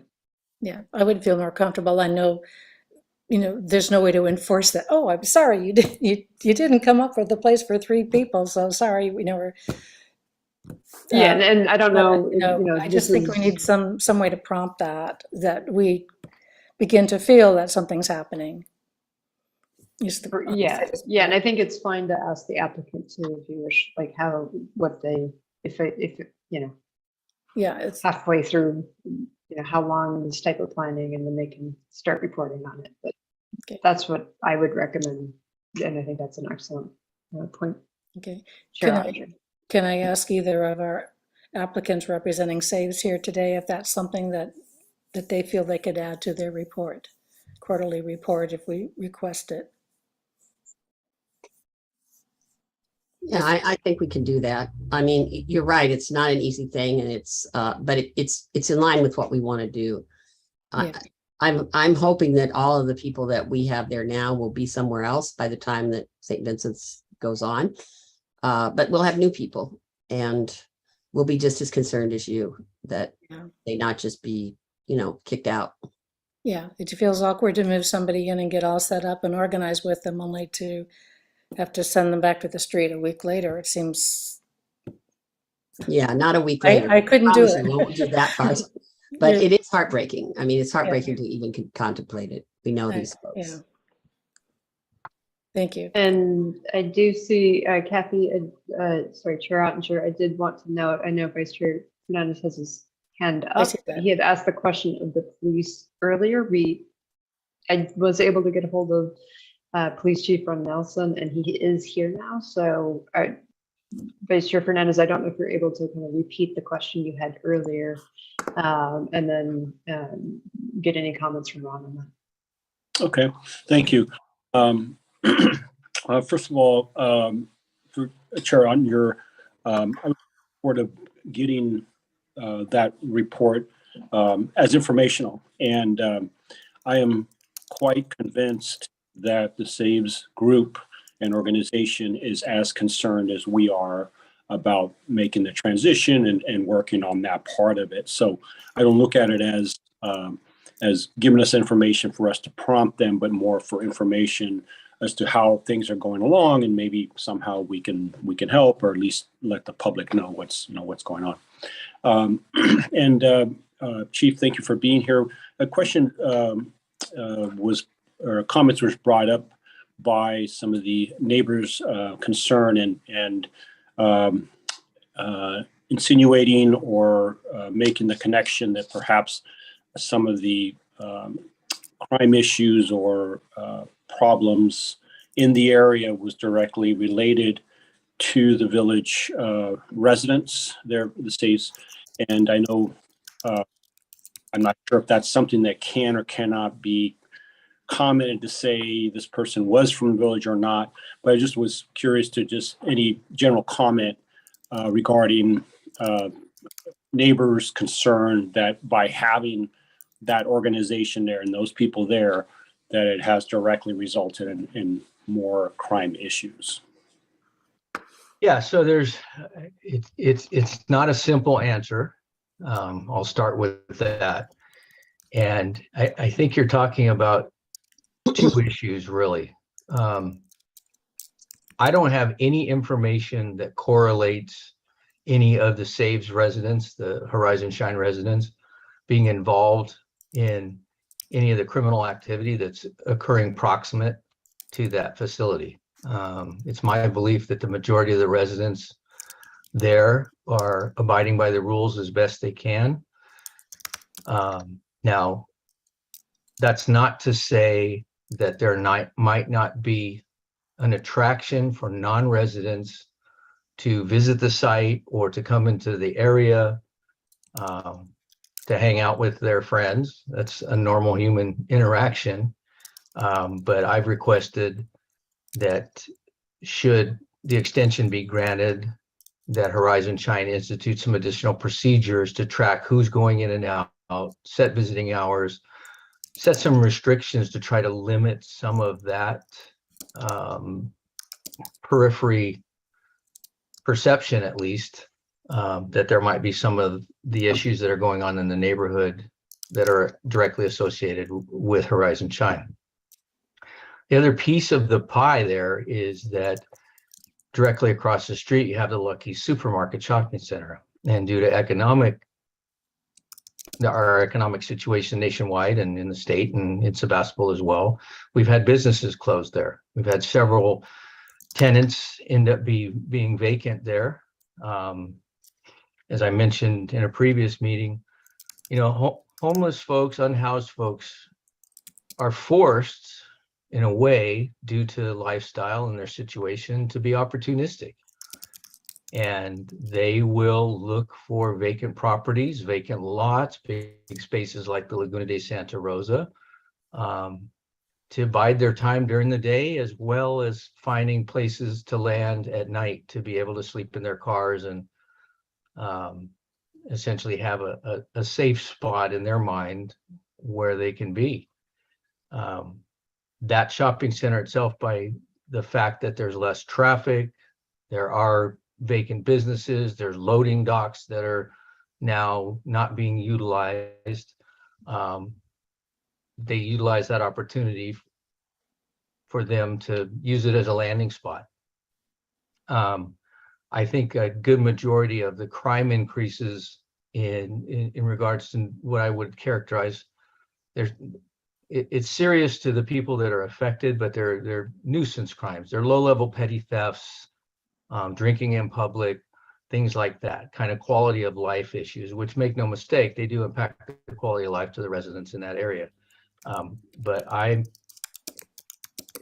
don't have statistical data to substantiate this, but my instincts are telling me that the majority of any increase is directly related a lot to that site being vacant, and also to the fact that we have non-residents of Horizon Shine who may be hanging in the area or passing through, and during their round, so to speak, are probably committing some petty offenses in neighboring shopping centers, such as the one that holds the Ace Hardware and the Pacific Market. Okay, great, thank you. And thank you, Commissioner Burns, for your comments. I also, I'm satisfied as to the village and what they're doing. I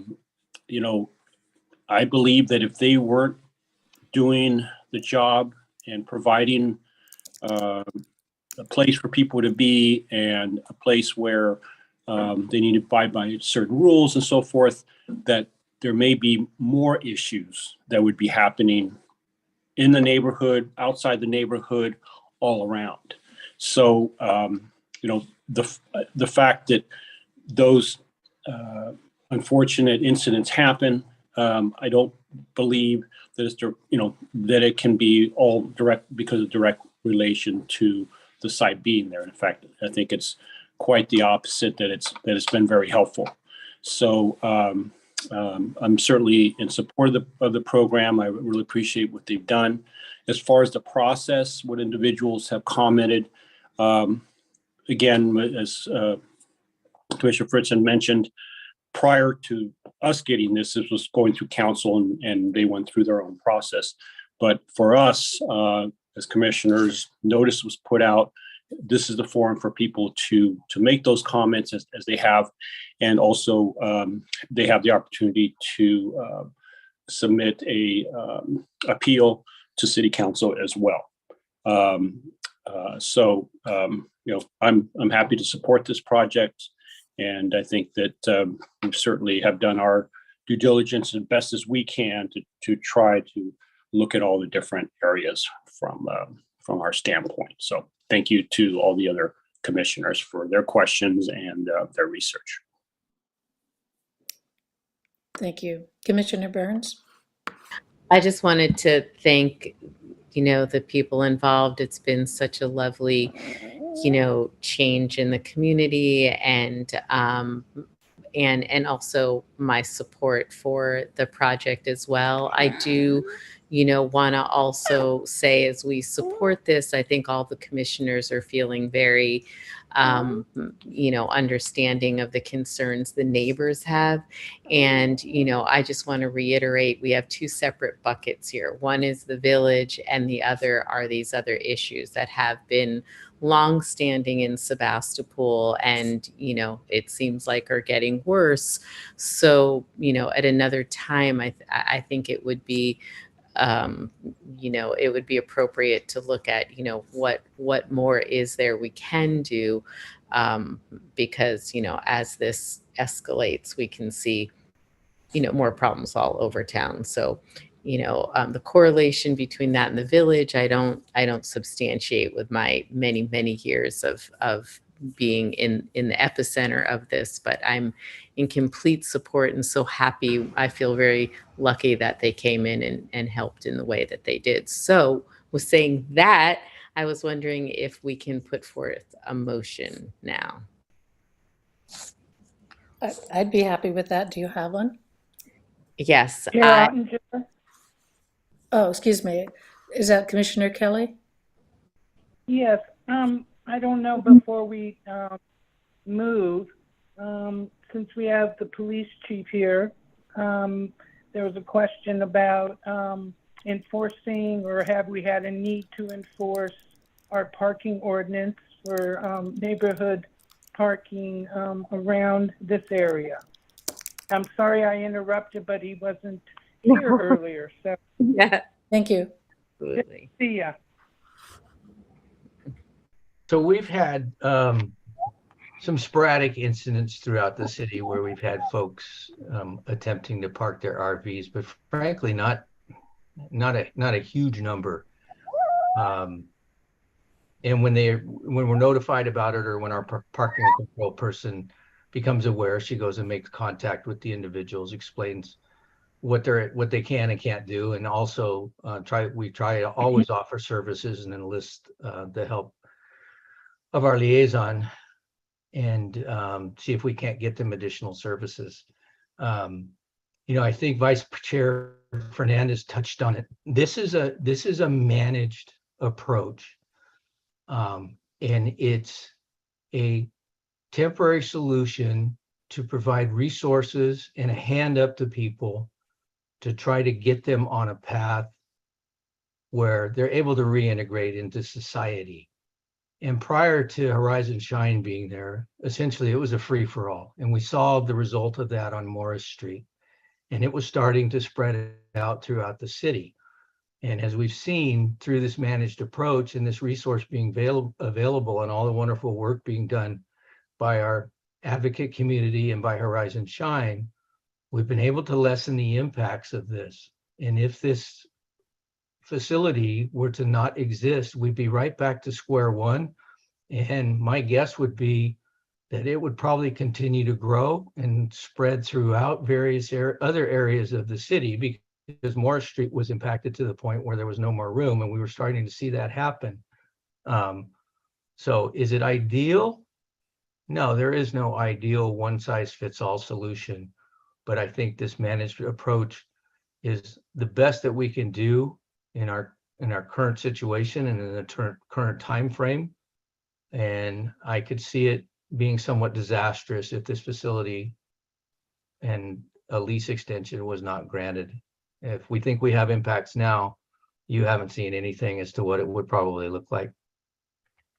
Yeah, and Chief Nelson, you did miss Chair Ottinger, one of the conditions. So just to reiterate the conditions, since it sounds like we're looking towards a motion. We do have the condition of approval that Chief Nelson had recommended regarding additional coordination and from any saves folks. And again, Chief Nelson and I also volunteered any neighbors who have issues that they're be able to contact the police so that the police can, and actually proactively contact the police so the police can proactively deal with that and try to address some of those ancillary issues not involving the save village, but use those as some of the eyes on the street, especially with the vacancies. So that is in our conditions of approval. I did not include the condition regarding visitors because this is actually part of their operations already, and that all visitors must log in and out, and they have visiting hours between 8 a.m. and 10 p.m. curfew.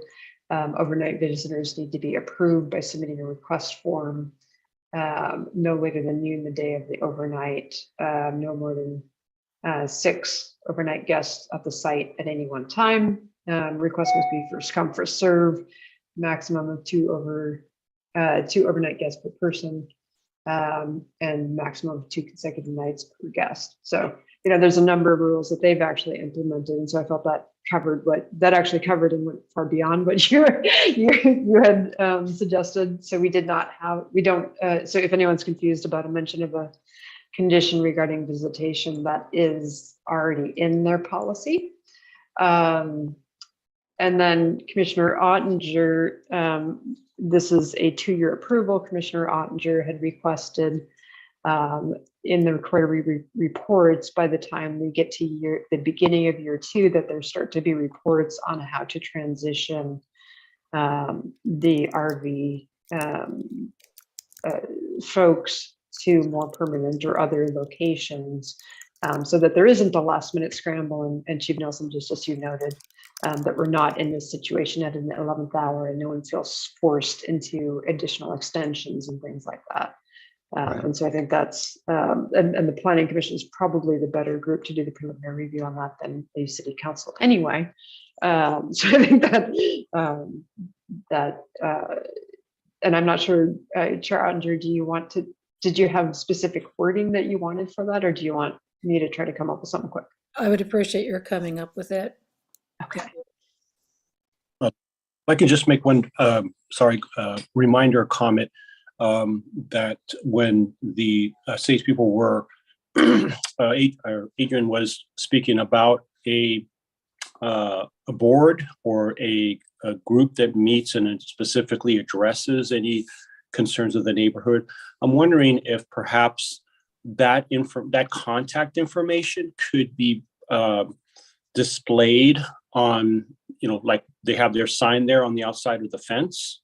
Is there a way that it can be, contact information for any kind of issues that can be directly, because it sounds like they have that specifically. I think I heard her mention to address any neighborhood issues. So maybe it might just make it a little bit easier for someone that might have a concern to contact, because, maybe they can't get a hold of anybody in the city, and generally that's their go-to. The police, they have other things also. I hate to have them bogged down with that. So maybe a first contact with the SAVES organization might be a good first step.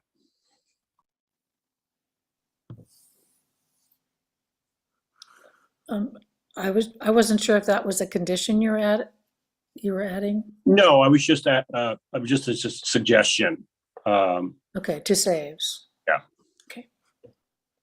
And Vice Chair Fernandez, we may want to get a response from saves. That is something that we have made conditions of approval of good neighbor policies in the past. But and so if Patrick or Adrian, if you can address how you're currently doing that, if say a neighbor needs to contact you about something, if you could help us out there. Well, we do have a 24/7 emergency, or not emergency, but a contact line that we publicize. That's on the outside of the gate. Nobody ever calls it. So I don't know. I think Mr. Fernandez's idea might be useful. We do have a small number of people who show up at our monthly meeting to talk about things. But mostly we hear from the city, or we hear from the police, or we hear from someone who contacts Hector directly that there's a problem. Sometimes people just walk over and kind of knock on the door and say, hey, can you help? Okay. And then we do what we can. Great, thank you. I just wanted to, yeah, and also remind the public that you guys are there and being proactive. So thank you. And just maybe if I can follow up on that, I was just going to suggest maybe, when you have a meeting date scheduled, like maybe you could just put like, hang a sign and said, community meeting or whatever on, coming up on this date, just so people in the area, residents in the area see that, that might be a helpful way to kind of announce. Yeah, we can do that on our website as well. Mhm. Yeah. Thanks.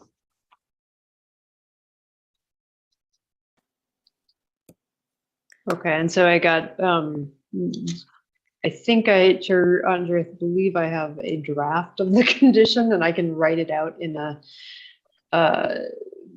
Word document too, if you want to tinker with it. It doesn't sound like Chair Fernandez's comments was. I didn't hear what you said. No, Sorry, could you, I'm going to ask folks to mute themselves if they're not, thank you. It didn't sound like Vice Chair Fernandez was asking that it be a condition, just a suggestion. It sounds like that's okay with everybody. Okay, so for the transition plan, saves shall plan for the transition of residents at the end of the program. Reports on this plan shall begin on the 5th quarterly report at the latest. And we can change it from 5th quarterly report. I just couldn't figure out what date that would be in my head. And so that's basically the beginning of the second, this 2-year. And maybe the first time quarterly, frame. how about the first quarterly report of 2023? Or that'd be 2024, sorry. Yeah. The Thank first you. quarterly report That of works too. 2024. Okay. Yeah, and that I'm saying at the latest, we'd love to hear, thoughts and ideas sooner too, of course. Right. And you were also striking item number 5 and combining the second sentence of that with condition 2, exactly, and that gets rid of the error that Commissioner Fritz has and the redundancy with the time frame of January 1st, 23 to December 31st, 23. Okay, so if I were making a motion, would it be appropriate to adopt the draft resolution with edits to Exhibit B, striking 5 and adding the quarterly reports at the first quarter of the second year? Approved based on the facts and finding analysis set forth, and subject to the recommended conditions of approval. Is that enough for a motion? Yes, and if that's, I'm assuming that's given the wording, the save shall plan for transition of residents at the end of the program. Report shall, on this planning shall begin the first quarter of 2024, report at the latest. Okay. And I second that. Thank you. It's been moved in second. Okay. As stated in the record. And if Director Svanstrom would call the vote, please. Sure. Unless there's further discussion, is there further discussion at this point on the motion? Not seeing anything. Let's have the vote then. Thank you. Okay. Commissioner Kelly. Yes. Aye. Thank you. Commissioner Fritz. Aye. Commissioner Burns. Yes. Vice Chair Fernandez. Aye. And Chair Ottinger. Yes. Okay, thank you very much. So that motion passes to adopt the resolution as amended 5-0. And that concludes this item. There is a 7-day appeal period. The information for that is on the agenda and on the city's planning department's webpage. Yeah, get ready. And again, please mute yourself when you're not part of the public comment, or you will be removed from the meeting. And that concludes this item. And I believe we have, I'll turn it back to Chair Ottinger for the agenda. I don't have it in front of me right now. Yes, so our next agenda item is a planning commission training session. The time is 8:11. Do we need a bio break to continue? I just need a couple of minutes because I need to re-log in a different area. I'm on my phone now because I was having some issues with my other. Okay. Is 3 minutes appropriate for everyone? Is an objection to a 3-minute break? Just make it 5, round it up. 5 You minutes. might, can you make it 5? Because I'm gonna probably need that to set up my technology correctly. Would you like Thank you. 10? Enjoy your 10. And Chief Nelson, thank you so much for joining us. That was extremely helpful. I appreciate it. My pleasure. Everybody have a good night. Yeah, thank you. Okay, 5-minute break. Thank you.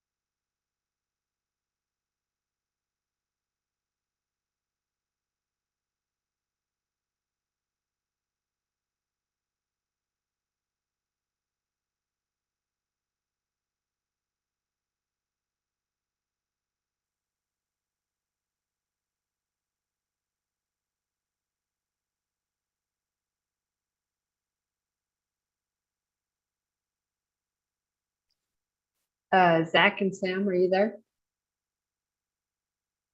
Yeah, Carrie. Excellent. I'm gonna try testing the speaker thing and make sure I got that figured out, okay? No problem. And all right, here we go. Let me know if you can hear this. Working with the public.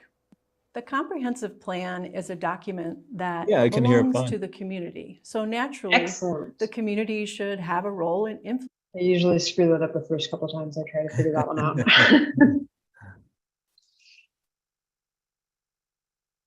Good job, Carrie.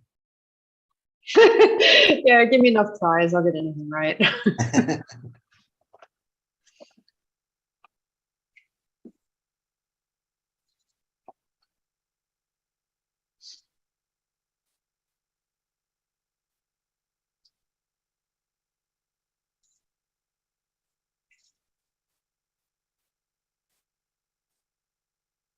figure out the trick, I have to take off my headset and just take it out of the equation. Yeah.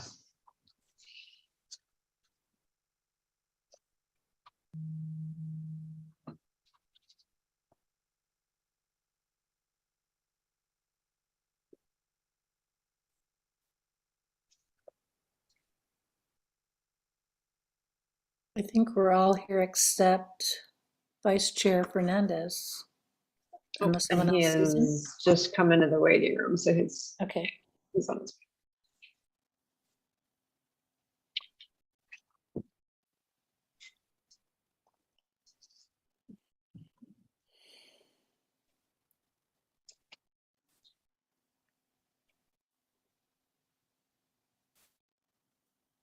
And Linda, can you check in? Do we have you back? Yep. See you there. Good. Okay, I'm here. All right. So it looks like we do have everyone. Chair Ottinger. Okay.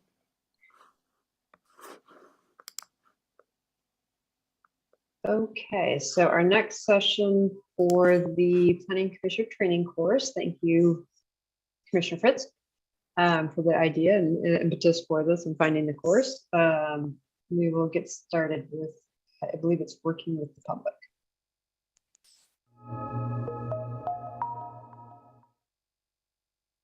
Welcome to Working with the Public. The comprehensive plan is a document that belongs to the community. So naturally, the community should have a role in influencing what's in the plan. Broad public participation is a cornerstone of the comprehensive plan.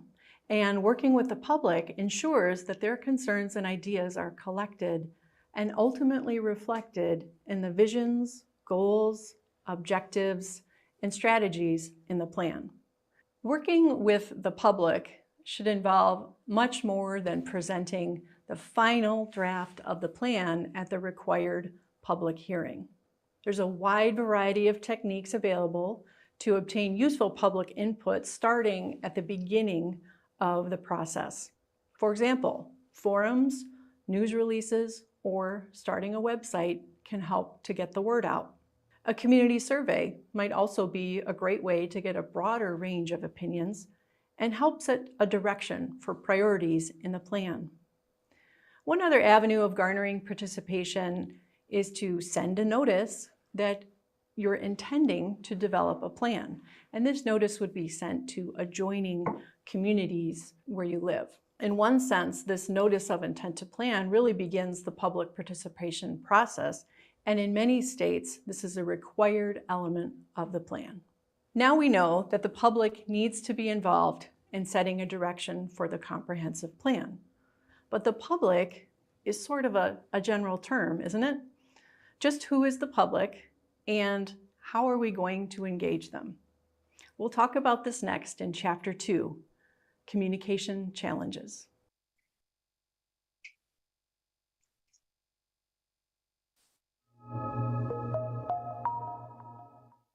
Welcome to Chapter 2, Communication Challenges. In this chapter, we're going to be talking about public participation plans and how public participation and the budget for the plan relate to each other. One of the greatest challenges in the planning process is getting input from many different voices in the community. Communication methods and strategies need to be thought of in terms of reaching diverse audiences. Perhaps there are people of many different cultures where you live, and they speak different languages. And strategies need to reflect how you're going to engage those groups. It's not enough just to engage those that the Planning Commission knows and not come up with strategies to reach out to more people. But in order to do this, the Planning Commission needs to be strategic in thinking about how and when different groups of people need to be engaged in the process. So simply convening large meetings and waiting to see who comes to the meeting is not going to produce very meaningful or useful information for the entire length of the planning process.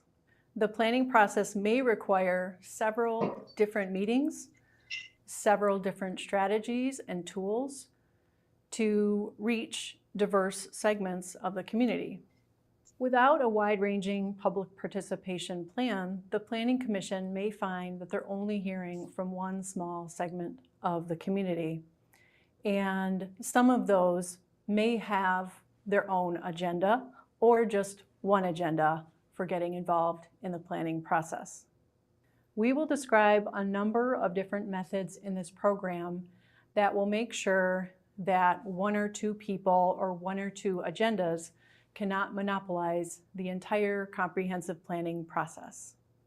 Participation is challenging, but it will help planners make better decisions and create more of a thoughtful community plan. A public participation plan is a plan that charts out how the community is engaged, when they're engaged, and what tools will be used. It's a very effective tool for strategically thinking about the planning process and also thinking through how public participation will relate to the overall budget. Such a plan provides an overall framework for how the Planning Commission will engage the public. There can be little changes along the way, but charting that course initially is a very effective use of time. Participation is challenging, but it's a necessary part of the planning process. And a public participation plan is a framework that allows the Planning Commission to think about who they're going to engage, when they're going to do this, and about how much will it cost. At the end of the day, the Planning Commission has to decide the value of public participation to the planning process. And they also need to keep in mind that public engagement happens throughout the process at the beginning, middle, and end of the comprehensive planning process. So how does a public participation plan affect the overall budget? The public participation plan does take time at the beginning of the process, but it is a very effective way to use limited public funds. Let's talk a little bit about cost of different tools. A community survey can be expensive if it's mailed, but more and more now, these community surveys are online and digital, which is bringing down the cost some, but they are still relatively expensive to come up with all of the questions and then aggregate the data. So just thinking about a survey tool has links to the budget. Now, on the other hand, town hall meetings are not that expensive, but the Planning Commission will need to think through how many town meetings do they want to have? Do they want to have larger town hall meetings, or do they want to embed those town hall meetings into a neighborhood type of setting and have more and smaller meetings? Again, it's a sense of scale, but that will also determine the budget. In the end, the community has to decide the value of public participation to the overall planning process. Now that we know we need to plan for public participation and we need to reach diverse audiences in the community, we can now start to learn about different methods of communication. Join me in Chapter 3, One-Way Communication.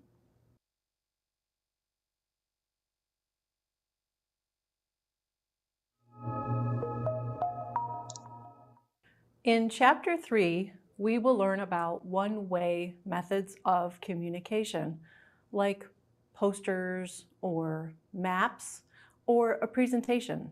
Working with the public can involve either one-way communication or two-way communication.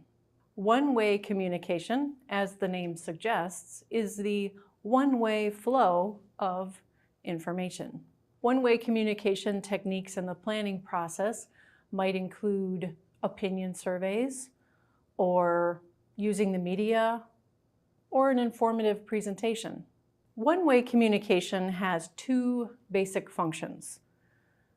The first is to increase awareness, and the second is either to give information or collect information. One-way communication is informative, but it does not provide an avenue for a dialogue or an exchange like a town hall meeting would. So think of one-way communication as just from the source to that person, or from the person back to the source, but no, there's no back and forth there. That would be two-way communication. Increasing awareness through presentations is one way to kick off a planning process and to build capacity for the community to understand some of the more maybe nuanced or difficult planning issues. So an example of when a presentation might be useful is say after a demographic study has been done or the new census numbers have come out. That would be a great time to present information to the community, and that serves as a starting point for further discussions around planning. Like if the population is growing or the population is declining or staying the same, that's going to affect the planning process. Now, we also talked a little bit about surveys. So collecting information from a mail-in survey or an online survey helps the planning team in the beginning of the process know that they're going to be hearing from a really broad range of individuals in the community, and they can jump off at that point to look at some of the questions and issues that have come up in the survey. Other ways of one-way communication might be a community newsletter, website, social media posts, or posters or flyers that are put up in strategic places around the community. And sometimes these one-way methods of communication, like a flyer, for example, can be a jumping off point to invite that further engagement, to invite that two-way communication at a town hall meeting, for example, later on in the planning process. So let's talk about a situation where you could mix different kinds of communication strategies. So in terms of presenting information, geographic information systems is a powerful mapping tool that can be used to describe any number of community issues. So let's walk through a few examples. GIS could be used to identify prime farmland soils and target certain parcels outside of a community that are maybe feeling some pressure to develop into something else, sprawl or some other kind of development, but the community really wants to preserve those parcels. So GIS could be used to identify and target certain parcels, but then farmers could be invited in and asked to sort of ground truth those GIS maps. So that's a situation where you have one-way kind of communication, but it really invites the community to come in and participate and make sure that the data is really reflective of what's going on in that community. GIS could also be used to describe common characteristics in a neighborhood, such as age of housing. And age of housing might be an issue related to historic preservation, or it might be an issue related to crime or other concerns in the community. So GIS could be used to map out those characteristics, and then the neighborhood could be invited in at a meeting where this data is shared, and then they can provide their feedback on that information. So the mapping work that's done on the front end can really tie that initial data gathering into the planning process and lay the groundwork for future discussions. And it's also perhaps laid the groundwork for some future relationships in the planning process. So what are the benefits of asking those affected by the plan to give us information? What are the drawbacks? Let's explore this a little further. And if you'd like to take that time to write down a few ideas that you have, please feel free to pause this video. So clearly, one of the benefits of asking the public for information is that it is not possible for the Planning Commission to know the sights, the smells, the sounds of every community, of every street where they live. And so having that firsthand experience, that day-to-day experience, is really, really valuable to setting goals and objectives, but also just in identifying issues for the planning process. Now, one of the drawbacks of inviting the public in is that typically they expect, once they've expressed their opinions, that something might be done about their situation. And that might not be possible within the planning process. So one of the ways that we can deal with that is starting what we call a parking lot at these meetings, and issues that are just slightly outside of a planning document, like let's say a pothole on a certain block, those can be listed on the parking lot board, and then it's up to the planning team to make sure that those issues are referred to the right people and that those concerns are followed up on. That helps to build trust in the planning process.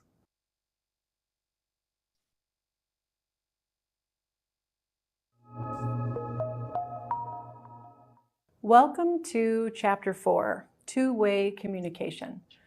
In this chapter, we're going to be learning about how two or more people interact in a communication process. And there's multiple ways of these kinds of interactions, and they all serve a slightly different purpose. So with that, let's get started. Two-way communication involves interaction between groups of people, such as the planning team and the public. The strength of two-way communication is that it involves an exchange of ideas. It involves different viewpoints being heard.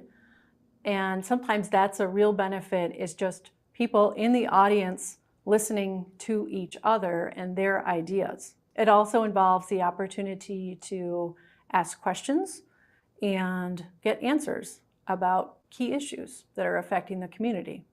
Two-way communication also can lead toward consensus building and a shared vision for where the community should be headed. Often, group techniques are a way to really maximize the interaction of the public so that people can hear each other's views and opinions. So working with that exchange of information between groups and individuals, the planning team can work together, work collaboratively with the public to develop goals and objectives for the plan. Group techniques come in many forms and can be used for different purposes. We're going to be talking a little bit more about personal interviews, town hall meetings, focus groups, design charrettes, presentations, and public hearings. Group techniques can be used at different times to engage the public in the planning process.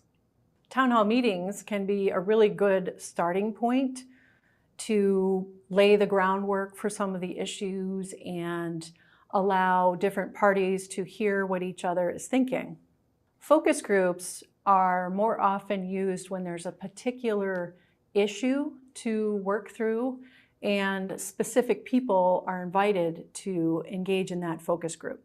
Design charrettes are intensive, interactive programs that often occur over the course of several days, and they allow a group of designers, architects, landscape architects, and the public to go back and forth in real time to address a design issue.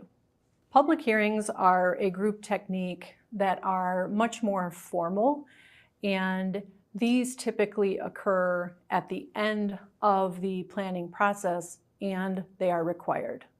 It's very common to combine participation methods because no one method can engage everyone equally. So a combination of methods really needs to be used.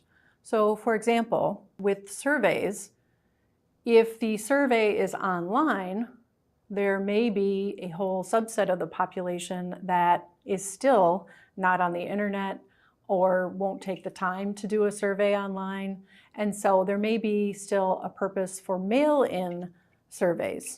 So that's just one way where you could have different kinds of a survey tool to meet the needs of different people. And likewise, maybe there's a newsletter or a group starts a website that people can go to just to learn about the planning process. The intent is really to provide enough techniques to reach as many people as possible in different ways that seems like they will engage in the process. At times, planning issues really might dictate the public participation method. So just know that one-way and two-way methods of communication can and should be combined. So surveys can be a combination of one-way and two-way techniques. Ultimately, the question becomes what's most effective. So let's talk about surveys for a minute. Surveys are, a great way to get information and collect that information, but the questions on the survey, who comes up with the questions, what's identified as, the multiple choice checkoffs that people are picking. So that might be a really effective way to bring in a focus group or a small study group that represents, a pretty good broad section of the community to come up with those questions and try to really kind of get at some of where the issues are that they see. And this would be a lot more effective than just the Planning Commission or, say, a Planning Commission consultant coming in and just doing questions that they could ask any community. So that's a nice opportunity there to mix one-way and two-way communication. All right, so what are the benefits of this more back and forth two-way type of communication, and what might be the drawbacks?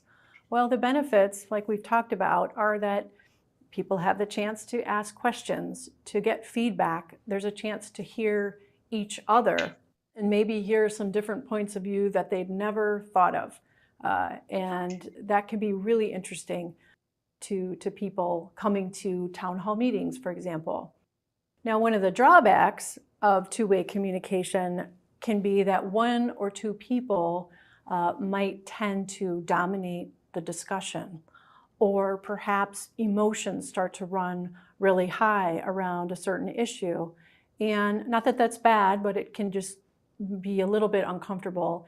And this is where hiring or bringing in facilitators is so helpful to that two-way process, because facilitators often know the right techniques to use for the right issue and at the right time. And they can come up with lots of helpful ideas to not allow that one dominant person to come in and take over the meeting. Now we know a little bit more about one-way and two-way communication styles. Over the next several chapters, we will learn more details about several techniques. We'll start with opinion surveys in Chapter 5.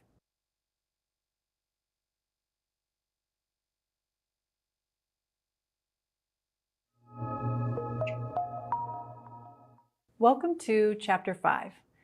In this chapter, we will be talking about several different kinds of surveys, including open surveys, visual preference surveys, and opinion surveys. An opinion survey is a tool that's used in the comprehensive plan to gather a broad range of opinions from a very large group of people. Surveys can be conducted by face-to-face, mail, email, website, or telephone. And they offer an opportunity to gain input from the public who cannot or choose not to attend a meeting. And even some people who are at a meeting are still not comfortable speaking up in public. So surveys can get at that sort of quiet majority that might not ever come to a meeting. Opinions differ on the most effective methods for surveys for comprehensive plans. Some prefer to take a statistically valid sample of surveys, and typically that's done by sending these surveys out to a random sampling of the population. And the theory goes that that random sample will represent the interests of the entire population.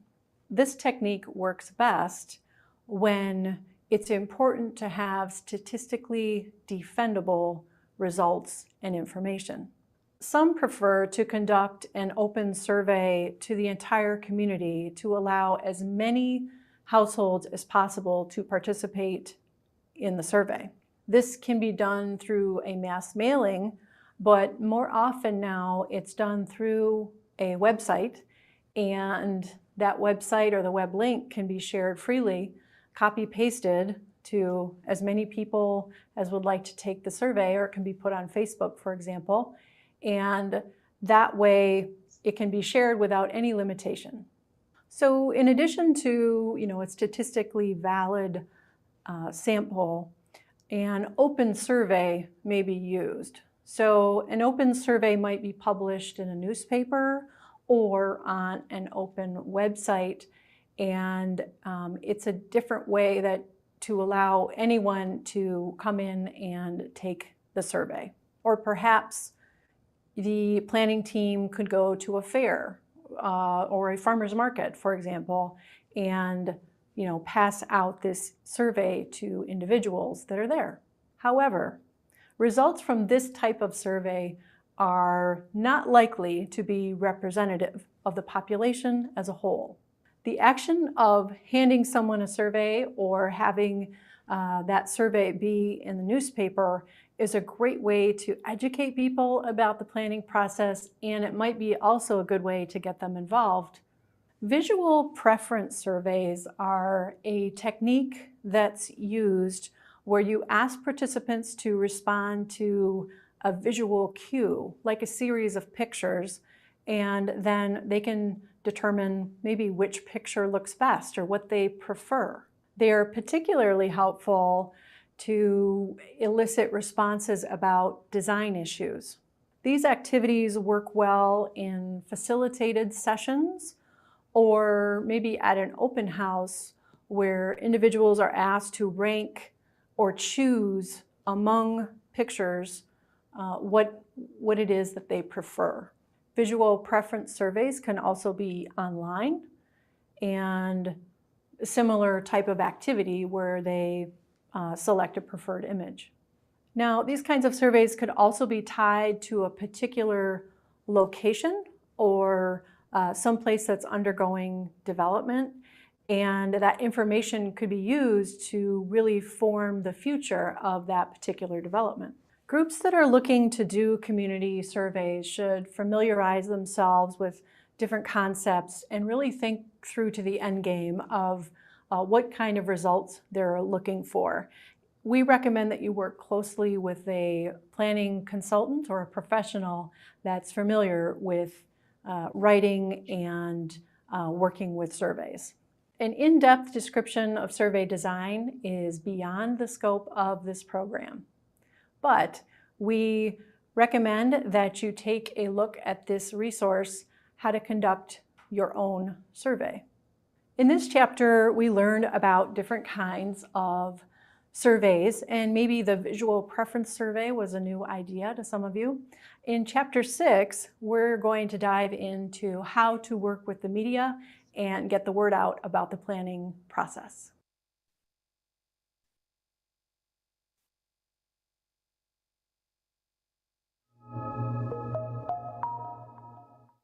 Welcome to chapter 6. In this chapter, we're going to be discussing the media and how to work with the media and develop a press release. The most common forms of media are, information campaigns for television, radio, newspaper, and social media. The media can be a very important partner in the planning process because they can convey why it's important to the community to get involved. Or it might help them relate to how what they're talking about with planning can affect that person personally. Using the media is also an important way to let the public know about the status of the planning process. Are they in the beginning? Are they in the middle? What kinds of issues are they working through? And then finally, the end game of approving the draft. The principal benefit of using the media is the ability to reach large numbers of people with the same message. Involving the media early and consistently can encourage greater public participation. So the number and type of media outlets varies depending on where you live, but commonly the media can be used for public service announcements, press releases, media coverage of a particular event, letters to the editor, and editorial coverage. There can also be guest articles in the newspaper. It's a good idea to meet with the media early on in the process, and it's also beneficial to have one reporter assigned to the entire planning process, because that way that reporter gets really familiar with the issues, and they are more likely to provide accurate coverage if they've been covering that process from beginning to end. So by definition, a press release is just a statement that's prepared for distribution to the media. The purpose of the press release is to give journalists information that is accurate, useful, timely, and preferably it is also interesting. A well-timed press release makes sure that all media venues get the same information at the same time, and this can really help bring a consistent message to the public. While press releases are a useful tool, you want to make sure that the announcement has some news value, that it's timely, that it's unique, or has a certain, maybe interesting angle to it. Otherwise, it might end up in the trash. If the news media is notified of newsworthy events, they're much more likely to cover the story. So as a planning commissioner, your role in the working with the media might not be writing a press release or doing that kind of work to get the press release out. Your main role might be, have we contacted the media, or have we done a press release for this event? So now that we're familiar with press releases, let's move on to Chapter 7, and we're going to be learning more about presentations in the planning process.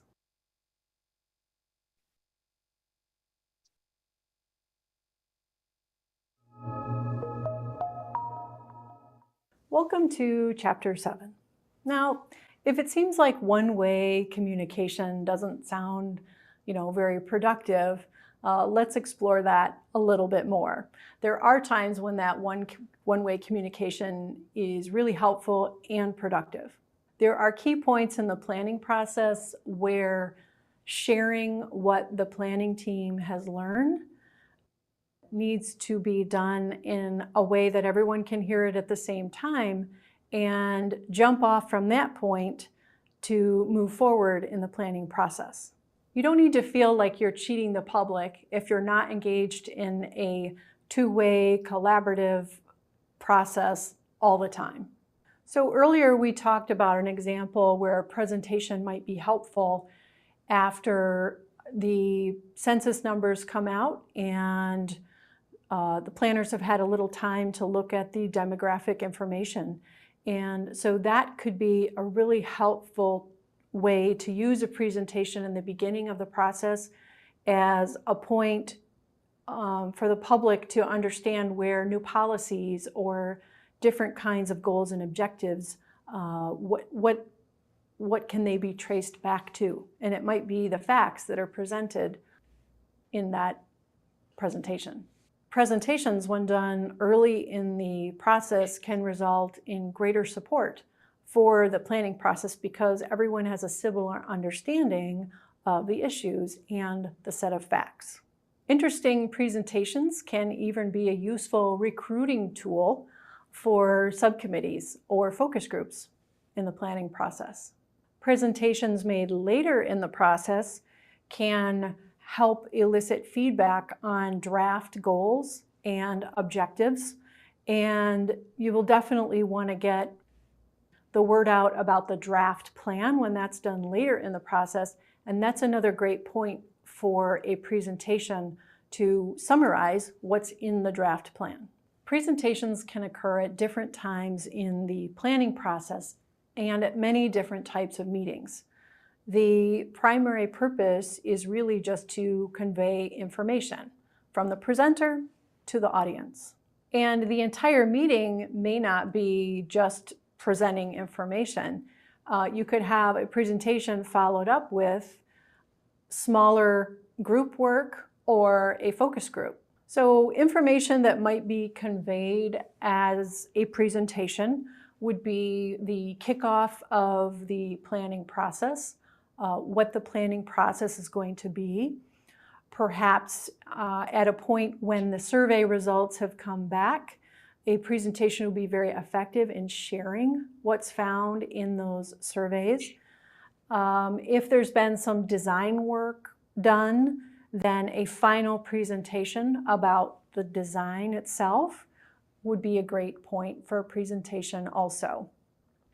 Finally, we touched on it earlier, but as you're drafting those community goals and objectives, policies, you'd want someone to present that information so everyone could be hearing it at the same time and forming opinions about those goals and objectives. Another area to convey in a presentation might be a policy statement. Perhaps there's a particularly sensitive issue that the community is working for, and a presentation would be really helpful in putting out there what the policy is. Maybe there's options for different policies, and that's a stepping off point for further discussion. If presenting is new to you, we'd like to offer a few quick tips. Paragraphs on a slide or reading directly from a slide are not effective presentation tools. So we would encourage you to summarize the information in a few small, bullet points, and then just read only that information. If you want more detailed information, you're welcome to put that in the notes below, but you won't want a lot of detailed information on the slides. If you have a lot of detail, you could do a handout to the public to provide that detail there. Also, how information is presented will really vary on the level of detail.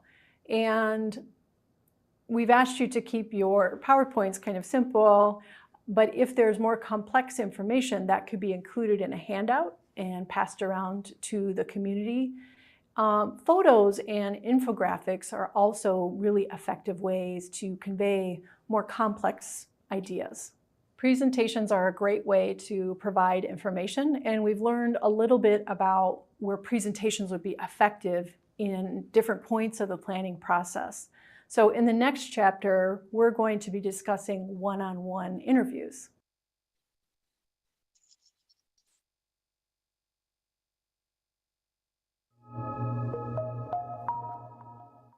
Welcome to Chapter 8. In this chapter, we're going to be talking about the interview and some techniques to plan for an effective interview. So personal interviews can be done with single representatives or with groups, and they're really helpful in building support early for the planning process. Neighborhood associations, Chamber of Commerce, home builders, and civic organizations are really good organizations to involve early on. Maybe public leaders or elected officials could also be interviewed.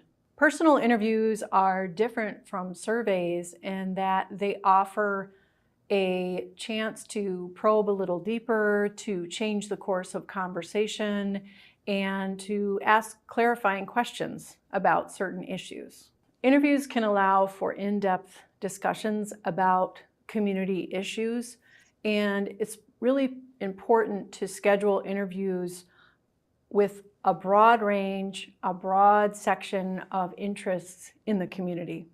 So to the extent possible, interviews should be held on that individual or group's own turf. So they don't have to worry about being overheard in a conversation. Maybe they don't have to take a special trip or time out of their day. You want to make it convenient for that person that you're interviewing. Questions should be prepared in advance, but the interviewer should be able to go off script and occasionally dive deeper into, areas of conversation that are coming up around what's interesting or what issues are in the community. It's really important that the information be kept anonymous and the results are grouped in such a way that the responses from an interview can't be tracked back to a single person or maybe a single person in a certain geographic area. You really want to make sure that those results are anonymous. Interviews should really complement other types of public input at the beginning of the process. So we've covered a lot of ground already in this course. We've talked about surveys and working with the media and personal interviews. So in the next chapter, we're going to be talking about the town hall meeting. See you in chapter 9.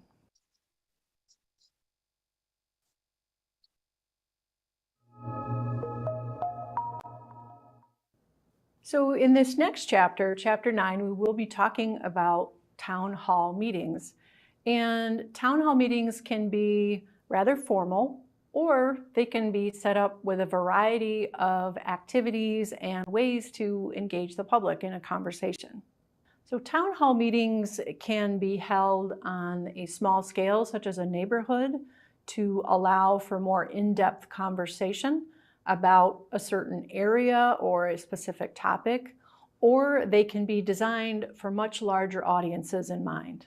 So town hall meetings can follow any different number of formats, but let's just walk through an example. First, the chairperson opens the meeting and announces the subject. Then they go through the rules and procedures of the meeting. They set expectations for participation. So in a more formal setting, at that point, the staff or chair might recognize certain individuals to speak one at a time. Perhaps those that have wanted to speak have filled out some kind of a card or information so that the chairman can just call their name and they can speak to a certain issue. Another format would be after the chairman talks about the rules and procedures and talks about a little bit about the purpose of the meeting. That could be a jumping off point for smaller group discussions that are facilitated, or perhaps a visual preference survey where everyone maybe has a clicker in their hand or they're using their smartphones to vote on things that are up on the screen. So think of that town hall meeting as being, it can be quite formal, like a public hearing, not exactly, or it can really be a meeting that's designed in any number of ways to draw out what the public is thinking. So a town hall meeting could be a widely publicized meeting that invites a broader public to participate. Invitations could be extended to key stakeholder groups in the community. And by stakeholder, I mean individuals that have a stake in the plan, individuals that have a stake in a certain issue, like say housing or transportation or pedestrian-friendly streets. While town halls are less formal than a public hearing, they do provide a forum for the community to ask questions, raise concerns, and voice opinions. The planning team can use town hall meetings at the beginning of the process to ask certain questions. They can use them in the middle of the process to check on policy suggestions or goals and objectives. And then they can use it again at the end of the process to maybe introduce the draft plan. What's great about the town hall is that it allows for citizen input to change the course of the planning document in the beginning, the middle, and the end of the process. It's really important at the beginning of a meeting that the chairperson outlines the purpose of the meeting and that they also set up expectations for how the meeting will take place. They'll want to say that everyone has an opportunity to speak at the meeting, that all comments and questions will come through the chair. This will reduce the chance that there are side dialogues going on or debates or issues with individuals expressing opinions directly, perhaps to the person that's speaking. So they'll want to lay out that all comments, questions go through the chair. And if it's a more formal town hall meeting, they will want to suggest that you have a certain time limit to speak. Whether that's 3 minutes or 5 minutes to speak. The important thing is to let the people know that are attending what's expected of them. The last thing you would want is somebody coming up and speaking and then, your time is up.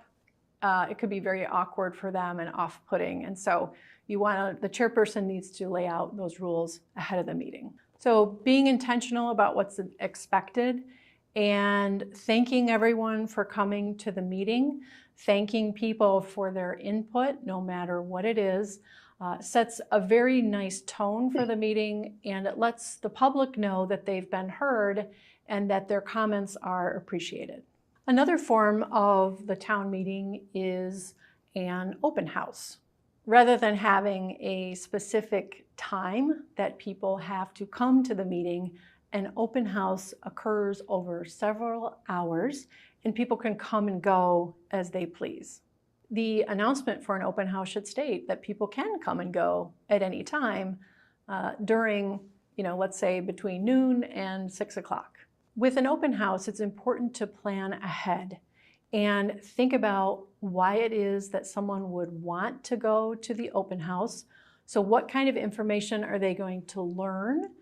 And is there anything that you want from that public when they come to the open house? Do you want a written response to a certain policy or idea or map, perhaps? Or do you just want them to see and learn a little bit more about the plan? So think through that before you design the open house. The open house town meeting is more like a workshop style. So the way that room would be set up is without any chairs. Usually it's tables or exhibits or things are up on the wall and people are free to move through the room from place to place. Planning commissioners can also attend that meeting. They don't have to be there the whole time. Maybe they could divide it up into shifts, and the planning commissioners will serve as hosts to that, letting people know what's in the room, how to maybe move through the exhibit, or if there's any comments that are desired from the public. There's no presentations at a town hall meeting. Just having those planning commissioners there to let people know about the format and the general content is very helpful. An open house meeting is particularly effective in making sure that one person or one group of people will not dominate the session. We've now learned a little bit about the town hall meeting and some of the differences between the town hall meeting and a public hearing. Join me in Chapter 10, where we will be discussing focus groups.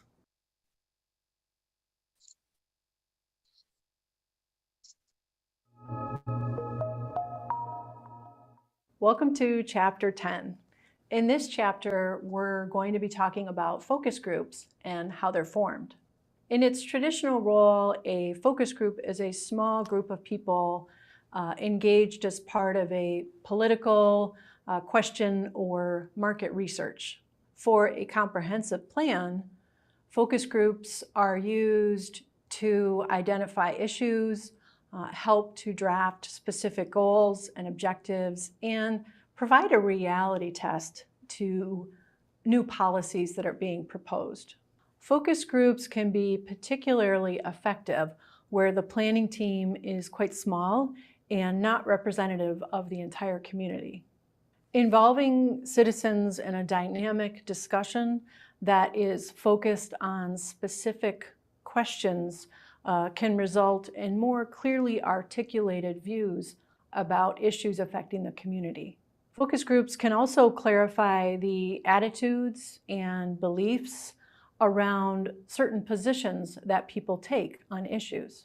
Successful focus groups require skilled facilitators to keep the conversation on track.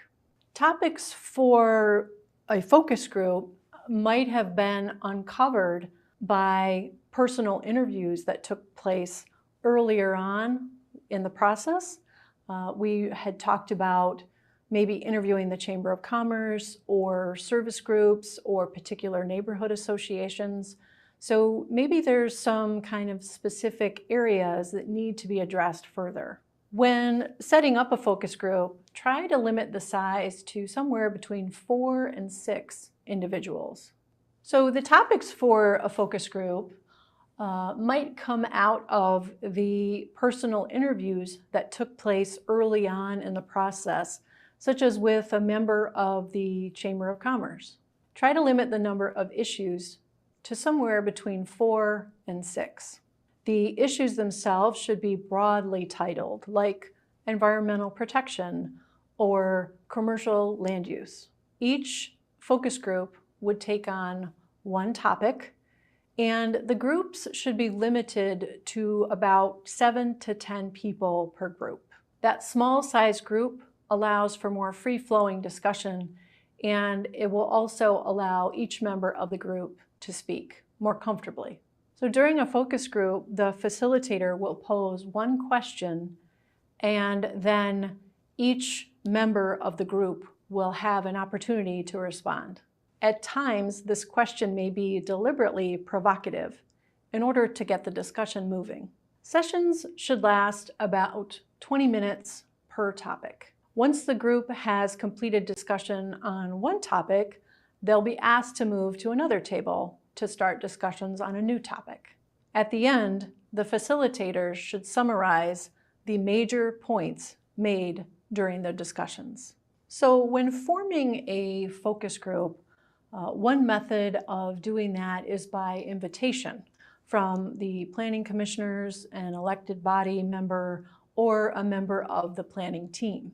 Up to 5 to 10 names are submitted by each person and then added to a mailing list. Given the fairly wide social networks of the Planning Commission, the elected body, and the planning team, the likelihood of obtaining a fairly representative sample of the community is pretty high. But if after some of those names are given, you realize that there's whole sections of the community that are not represented, then the Planning Commission is going to have to dig a little bit deeper to make sure that those other networks are part of the discussion. When that mailing list is complete, then they would be sent information. Maybe it's through electronic mail or through a packet, and that would outline their role in the planning process and allow them to also reserve dates on their calendar. You really want to emphasize the importance of inviting that particular person and how their input and contribution is so critical to the planning process. So typically that's done by a letter that's written by the chairman of the board or maybe the head of the elected body in that community. So you might want to take time to outline the first meeting in more detail, what would be involved in that from that person, and then go on to talk about sort of the long range process, but don't overwhelm them right away. Now, after those packets are mailed or after the email is sent, it's really important that the Planning Commission or planning team follow up with those individuals that they recommended to be a part of that focus group. See if they have any questions. Are they willing to participate?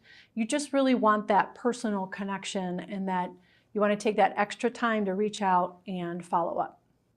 So what is done with the information that we would get from a focus group? One of the ways we can use focus group information is to develop a survey early on in the planning process. This ensures that that survey will be relevant to the community. Other ways that that information might be used is to develop goals and strategies in the plan, or maybe take a first look at how policies need to change in the plan going forward. We've learned that focus groups really help the planning team to learn more about certain issues, and also it's a way to work with multiple stakeholders. Join me in Chapter 11, where we will learn more about the intriguing process of a design charrette.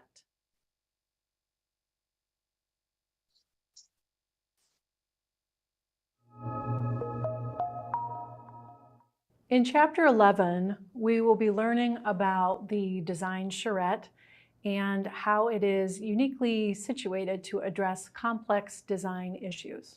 So what is a design charrette? A design charrette is really a process that's meant to generate public input on a specific issue. It is a fairly intensive process that requires quite a bit of preparation ahead of time by the planning team, not only to make sure that the right stakeholders are present at the charrette, but also to better understand the design scenario. What are the limitations and what are the opportunities? For example, if the design charrette was around a neighborhood park, what needs to be in the park? We know that probably the adjoining property owners would need to be invited, but really the whole neighborhood would be invited because they would all have access to and use the park. Now, in addition to that, maybe you would want children present and teenagers. Perhaps you'd want grandparents groups. People with different kinds of physical abilities might also want to be part of the planning process. So when you really think about a public design process, the list of people who should come gets longer and longer. And it's really important to invite all of those people in order to have a successful charrette. The scale of the charrette could be as small as a neighborhood park, or it could be looking at how to develop a whole new area of town and come up with a street plan where houses will be, where commercial will be, something really on a much larger scale. Charrettes are special because the designer and the architects are right in the room with the public as they are working on maps and pictures, and it's a very hands-on process that allows a design proposal to come out at the end of the process because the designers and the public are working in real time together. So the word charrette is a French term, and it comes from this idea of architecture students riding on a small cart and finishing their drawings on the way to having them be reviewed. So it's this idea of sketching out changes and working through changes very quickly to meet that end goal. Design charrettes often result in a graphic plan that addresses the issues that have been identified by the public during the planning process. I hope you have a chance to be part of a design charrette at one point. It is a great experience. Now join me in Chapter 12 to learn more about public hearings.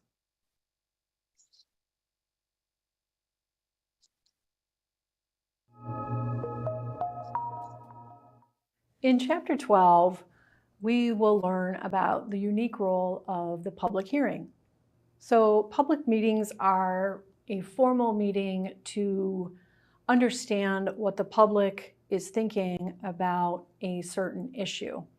And it's not uncommon that people come with very formal statements prepared, and then they provide those statements to the chair or to the secretary of the board. All of these meetings are open to the public, and all members of the public are welcome to make a statement, but it is not required that they do so to participate in the meeting. Hearings also have very specific procedures, such as time limits and ways in which you can address the chair. Most state planning acts require a public hearing just prior to the adoption of a plan. There is a procedure to public hearings, and a good idea is to print whatever the specifics of the procedure are on the back of the agenda. For example, how many minutes do people have to speak? Just knowing what the rules are can put people at ease. Remember that this might be the first meeting that this member of the public has ever attended. So even though some of these procedures might be old hat to the Planning Commission members, they are very new and foreign to some members of the public. So a typical meeting might go like this. The chairman opens the meeting and welcomes people, thanks them for coming, followed by an explanation of the rules and procedures. And at that point, people may have put their names on a card or a list of some kind, indicating that they would like to be recognized by the chair to speak. Followed by that, maybe there is a staff presentation or an expert presentation. And then those that are wanting to speak are recognized. And in addition to that, sometimes correspondence is also recognized as a way to formally, provide an opinion without that person coming. So there's a combination of speaking and then also correspondence. So after hearing all of the different viewpoints and perhaps reading some of that correspondence, the chairperson would close the public hearing.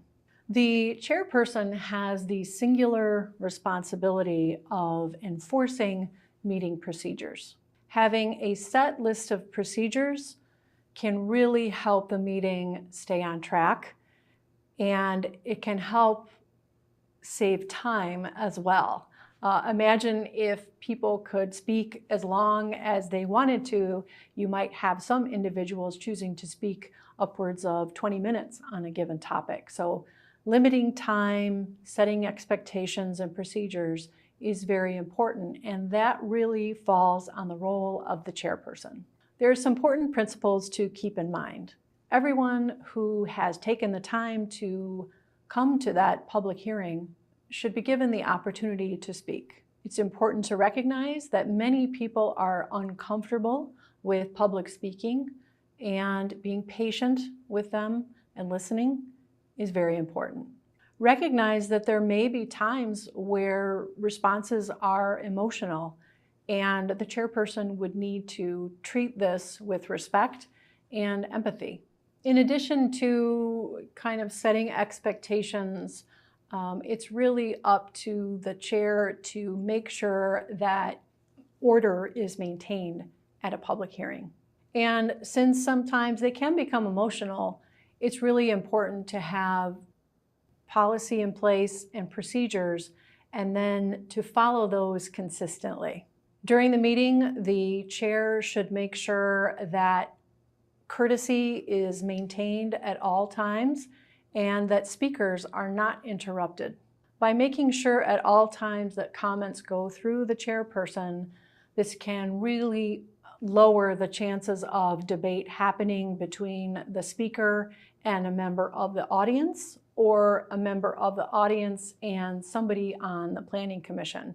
Any number of extra conversations can pop up, and it's up to the chairperson to make sure that all comments and questions go through the chair. So does the Planning Commission or the elected body need to adopt a plan on the night of the public hearing? The answer is no. The adopting body does not need to make a hasty decision and adopt a plan if they're not comfortable with adopting it on the night of the public hearing. Everyone should feel comfortable with their vote. And if something comes up at the hearing, a key question, a key issue, a policy, a framework, something that was not considered in the plan, or maybe the plan is just a little bit off, it is absolutely okay for that board to go back and amend the plan and have it be more reflective of the comments that were heard at the hearing. During the night of the hearing also, the adopting body might hear some questions that they don't have answers to. So it's fine to postpone a decision until the answers to those questions can be delivered. If those changes are significant enough, the board may decide to go back and work on the plan and then hold a second public hearing to air out, what it is that they might have missed the first time around. In most states, however, there's no need to hold a second public hearing. That can be an option of the board.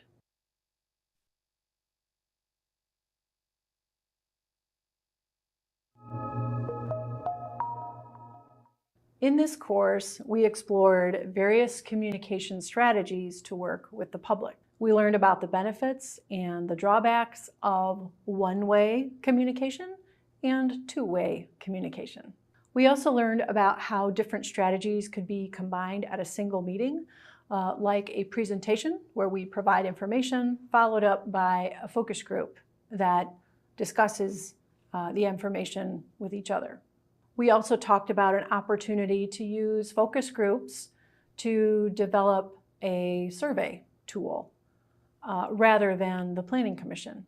Because planners work in the physical realm, a design charrette or a visual preference survey may be the most effective tool to answer a question that has to do with a specific kind of development. We learned that the town hall meeting can be structured in many different ways and can be very formal, or it can be really designed to engage question and answer and more collaborative types of discussions. In contrast, we learned that the public hearing often occurs at the very end of the process, and it is a more formal way of getting public input. So let's do a little activity. On the screen, there's two lists of things. There's a communication technique and then a goal of that technique. What I'd like you to do is pause the video and take a minute to match the technique with the communication goal. We'll see you in a few minutes.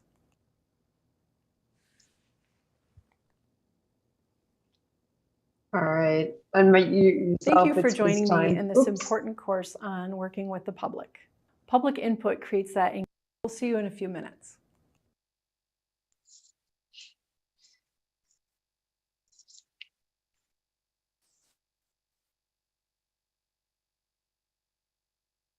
All right. Do we want to go through this? And let's start with number one, the surveys.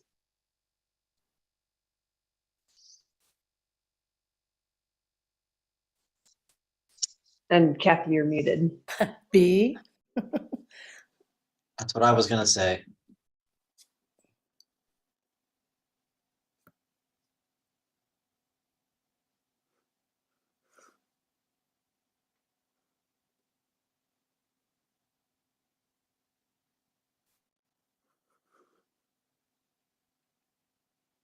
Are we looking at 2? Sorry, I missed my headset thing needed to be rearranged. What did you say, Kathy? For the I was wondering if we were moving on to number 2, media, or did we get that one wrong? She said she said 1 is B, and I agreed. One is Thank B. you. Yes, yes, I agree as well. So yeah, 2, media. I feel like I need to sort them all because media, basically, you don't really discuss it. You just tell people. So I guess that's discussing data and trends with public, but It could be gain awareness of the process. It could be, Yeah, that's a hard one. I because the think it's verb doesn't. probably,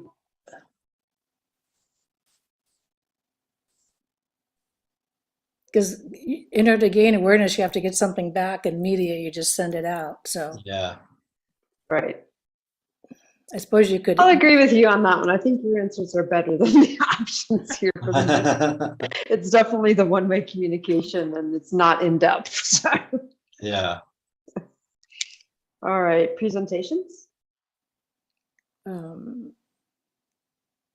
be Basically, explain the planning process.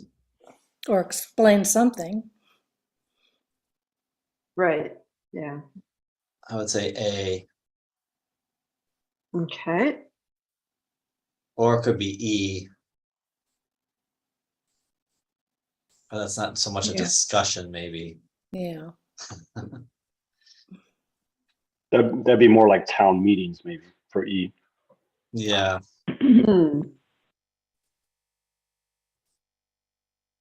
All right, what about I'm writing these down so we can Okay. review and make sure we can get them sorted. Sorry.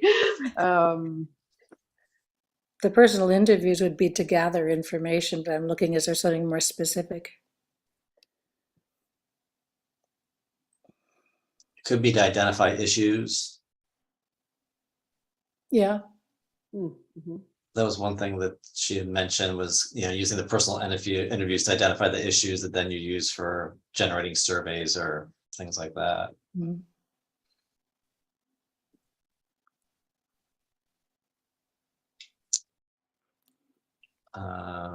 What about focus groups?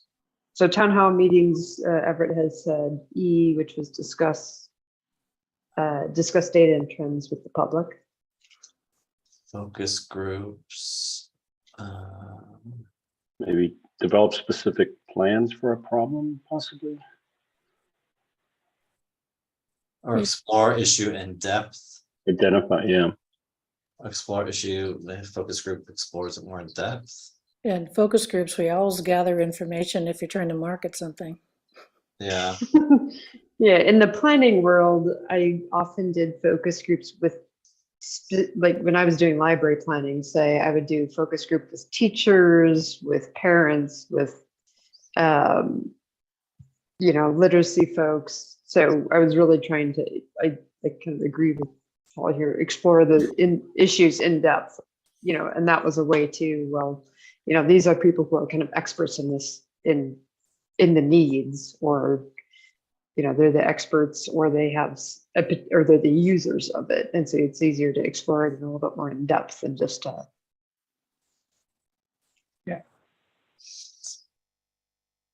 would say a design shred is G, develop a specific plans for a problem. And it's rather a formal way to gather public comment as well. In C. Yeah, design shreds tend to be a little more informal. yeah, it's a lot of brainstorming often. Yes, that's true. Emphasis on the gathering. Yeah. And what about public hearings? So you just had one of these tonight, so you guys are experts on this one. That is C for sure. Emphasis on the formal part, right? Yes. Okay, so I think you have one each. So one, so that's good. That's good. You don't, you have for 3, you had, you don't have any duplicates here. So 1, you had us B, 2 as F, 3 as A or E, but we have E somewhere else. So if we say A for that one. 4 is D, 5, you had us E, 6, H, 7G and 8C. I think there's gonna be some different, I think she's gonna have some different answers for us. I think these are a little, some of these are a little more not so clear cut. Yeah. Yeah, well, some of the, I will say some of the goals, like explain the planning process versus gain aware of the process, are a little bit, Yeah. you know, so, all right, let's see where we got.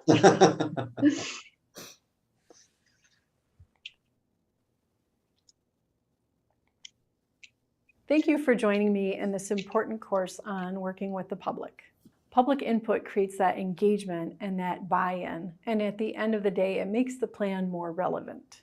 It is not possible for the Planning Commission to know everything that they need to know about the community. They need the public's help and guidance in order to make a useful plan. You're now well equipped to identify different strategies to work with the public, both with one-way and two-way communication tools. You can now see why planning for public participation is also so important, and that it will really drive the process for how the plan moves forward. We only covered a few planning techniques to engage the public. There are many more, so remember, this is just a starting point. This concludes Course 5. You are now ready to select the right tools to engage the public and keep them informed about the planning process. Next up in Course 6, Wayne BA will be discussing the legal framework for planning officials. Thanks again. It's been my privilege to spend this time with you. I think we missed the answers. But they flashed them up really quickly there. I'm sure we did okay. I'm sure we got 100%. I'm thinking, yeah. It looks like we still have a, yeah, we still have a quorum. Yes, Debbie was having problems with the hearing, and the voice wasn't quite matched up, and so she was having issues with that. She said she was gonna try to rejoin us, but I'm not sure if she will or not. She's gonna watch it tomorrow, and she's has a different kind of setup. Yeah. I made a lot of notes. I couldn't help myself because I was thinking about moving forward with park planning, and having remembered going to plans like years and years ago that included that, and linkages between parks and open spaces, and also for some other, you know, just ideas for publicizing other things that I'm doing. It was, so I enjoyed it. It was quite interesting. I think it's, I wanted to ask about, because I know like Santa Rosa in particular, when I work on projects there, you know, they typically require a neighborhood meeting, you know, prior to having a, you know, when you're working on a new design project. And I'm just sort of thinking about, you know, the comments about process tonight. And, you know, if for projects that, you know, particularly like this, that we know are sort of controversial and people are, you know, we know there's general concern in the community about like doing some kind of, you know, town hall or something ahead of, you know, our formal planning commission meeting, you know, might help, you know, the public feel not like this isn't just being shoved down their throat, like they do have a little bit more feedback rather than just, you know, because, you know, meetings like our, you know, formal meetings are, it's not a dialogue, it's very one way, and it's, I think that leads to a lot of frustration for people. You know, I think if we might want to think about staying ahead of things like that to maybe establish a neighborhood meeting or something like that ahead of the planning commission meeting, where the applicant and, you know, we can be there in a more formal setting or some informal setting, listening and hearing concerns and being a little bit more interactive than, you know, a formal planning commission meeting. Right. Yeah. So, and I have a question about Santa Rosa, because I have talked with them about when they require it and whatnot. Because it's, you know, I definitely encourage that in some places. So like I encouraged Woodmark Apartments, and they did have a community meeting beforehand. Actually, had to reschedule it because of the evacuation, but then they had it a month later. Yeah. And same with City Ventures up at the O'Reilly site, and they had an open house as well. Mhm. Even though they were really not, they didn't have much at that point. Yeah. Those weren't required though. Those Yeah. were suggested, and it's actually the same thing with the preliminary review. We don't have. We have a couple of places where preliminary review is required. Like if you're doing a PC zoning, planned community zoning, you have to do a preliminary review with the design review board. But mostly it's us as staff, John and myself, when we see a project, we would be, and we actually have an application from Kathy Austin that we just got in that we're actually going to do as a joint planning commission DRB, because it is something that, it's a housing project design, but it has a subdivision, so it'll come through you guys and as well as through the design review board. So one of the things we need to, for housing projects, I don't, under state law, I think it would be difficult to add any requirements because they're always looking at governmental constraints and the time to process applications. Although I would certainly hold up something like Habitat as, hey, these guys did a preliminary review and they just flew through the process. And part of that was they had the feedback. They had, by the time they got to the hearings, they had investigated if they could do ADUs or not, or if they could add units. And, which was incidentally the same question the council had when they got to council. So it was an easy answer because they had done the prelim. But yeah, for other commercial projects, whether we don't have a requirement for that, really. Question for you, since you've done the neighborhood meetings in Santa Rosa, do they have the planning commission at those meetings? No. Okay, because you get into the whole quorum Brownick issues. Yeah, it's not. Yeah, I was going to mention that. I don't think. I'm trying to think if there's any. There may have been some, just there as kind of like listening mode, but there wasn't like them participating. It was more the developer and the staff planner and maybe a couple other city staff people and then members of the public. But they do require it for how, I'm doing a multifamily project in Santa Rosa now that we need to do a neighborhood meeting. We have to do a neighborhood meeting for a housing project. And it's, it's a housing project that's kind of by right housing. We're not really asking for anything special, but we still have to do a neighborhood meeting. Interesting. So yeah, they do require that for. I think the only one, the only thing we require, which I know because we wrote this into the code when I did it, the Telecom thing was for a new antenna that needs to go through a hearing. So not just the equipment change, which is mostly what we see these days. But if someone wanted to do a new antenna, they have to do a neighborhood meeting before they can apply. But that's a good question because it certainly, I think, has been helpful in raising awareness. And I think, Huntley Square did one as well.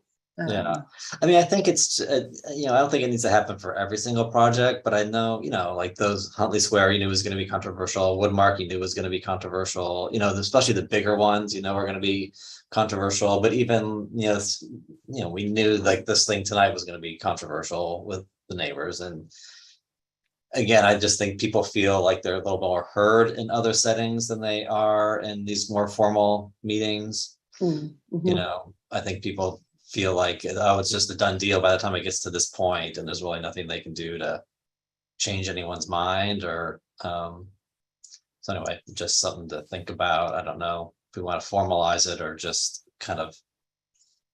Well, same status in their plan.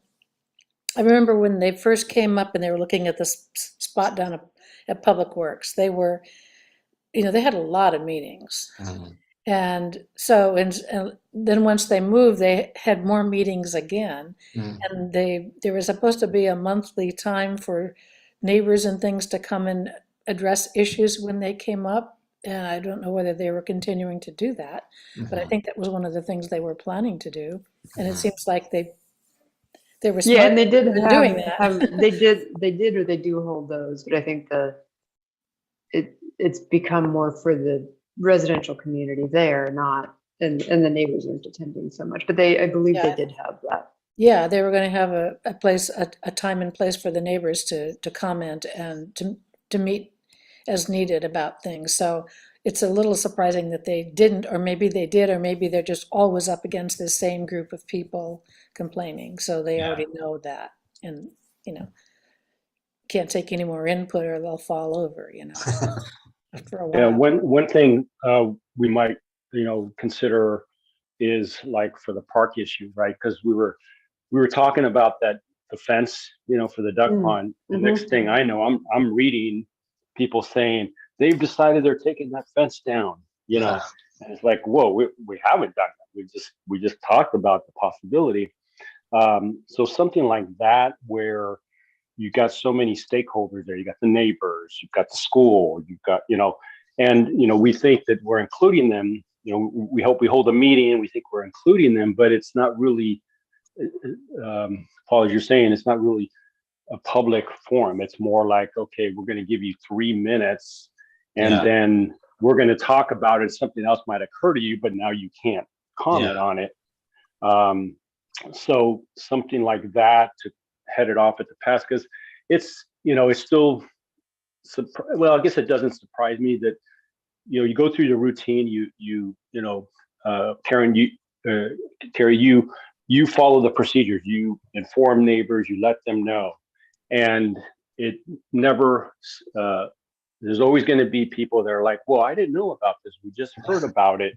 And why are you making the decision now? We need time to to talk about it and then think about it. And and it's not necessarily their fault. I mean, we give them a week. We follow the procedures, but in their eyes, they haven't gotten the word. They didn't get it. They're not paying attention until somebody mentions to them, and by that time, it's crisis mode, right? They're going to be doing this, and which we're not necessarily going to. So I think because of those types of things, that we should consider that more, because we try to, but by the time it gets to us, it does seem public perception is important, right? Whether it's not true or not, but public perception is, hey, you guys have already decided this. You're just ramrodding this through. You're not giving a chance to to talk about it. And oftentimes I feel like, well, maybe we should delay it, but then that's not fair to the applicant for that. When they came through to talk about the hotel, they did an excellent job. They held these workshops, these open meetings. They took in public comment. They came to the commission just to kind of get some idea of, hey, are we on the right track? This is what we're thinking. That by the time they came back, it was so smooth. And for a project that size, it just seemed to go very, very smooth. But yeah, I'm with Paul. I think that there's certain things that we should just say, hey, here's your chance to talk about it, or consider making it a 2 meeting, let the applicant, whatever, because we know that the first meeting is just going to be starting, and then give people an opportunity for a second one, something like that. Mm-hmm. Yeah, and in the case of the fences, if there are 3 or 4 options to consider that are visual enough that people can understand them, then you can present those ideas a couple of weeks in advance and publicize it and let them know that you're taking feedback that they can send. Right. And that's actually like the Libby Park playground, where we did the survey on what we're replacing this same thing, although you're replacing it. What do you want to see? And I've gotten so many comments from, just even 2 or 3 of the current city council candidates, and not just the ones who were at the tour, but a couple of the other ones as well. Like, hey, yeah, I'm a grandparent, and I, did that with my kid. That was wonderful. That was great. And yeah, so I think that, and I'm wondering if because most people even as they're appointed to the planning commission, aren't necessarily aware that they're now a park commissioner as well. I'm wondering if there's a way to, for those issues, have particular meeting dates. You know, maybe there's a twice annually or quarterly where there's a identified planning commission date where there, you may have a planning commission, but you would have any, you know, any park topics on those dates. Now I know Calder Creek was a special project and it had its own dates, but like things like the Little League will be coming to the next meeting to do their annual presentation. And so maybe there's and I think Kathy, you had kind of noted that as a, you know, what about the other park leasing kind of people or partners that we have. And, you know, it's interesting for the, to when you might require a preliminary review to get that initial feedback,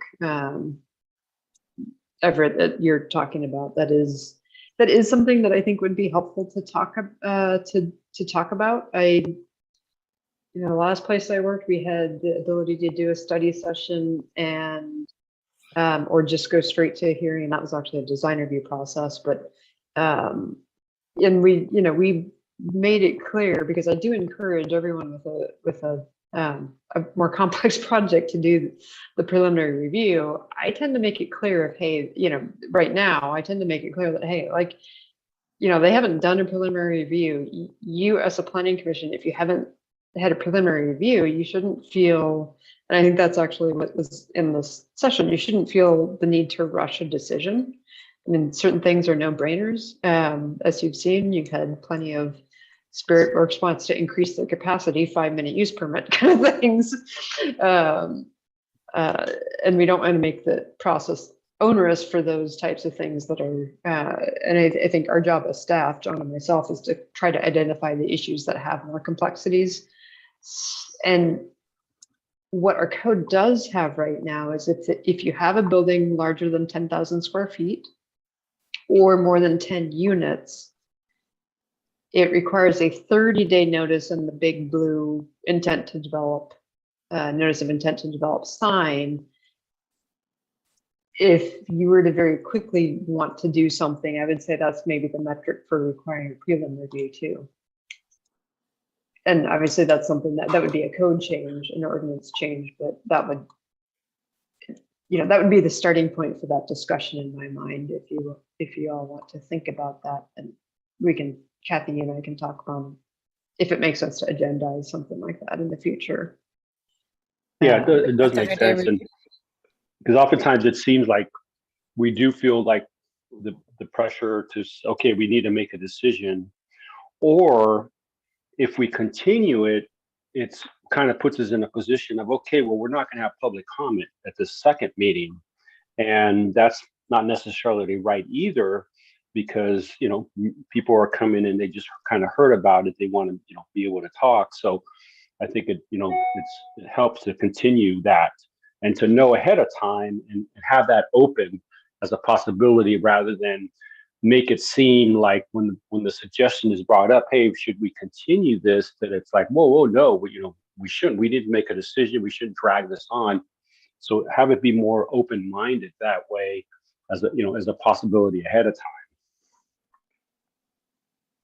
Right, and I think certainly, I mean, if we were to review a very large project, something with an EIR or something like that, as planners, we do sometimes schedule that as there's going to be 2 or 3 meetings on this. This one's going to be the introduction and presentations, questions from commission.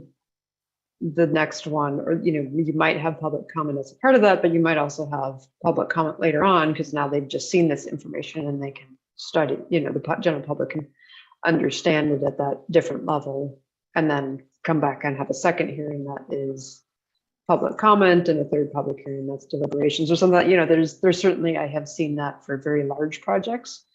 I don't know if Sebastopol has, in my time here, has had those very large projects other than the general plan update.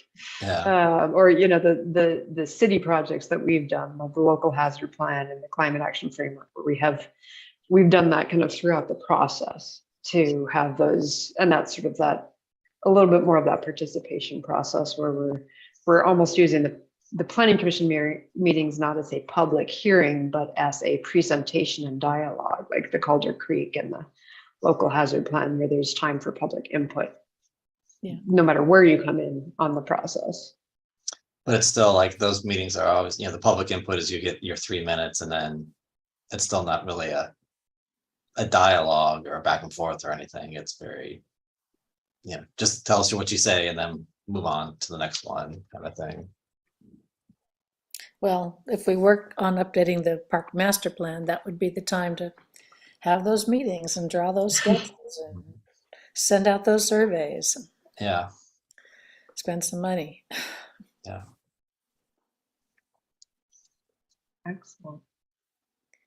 So are we moving on to our subcommittee updates?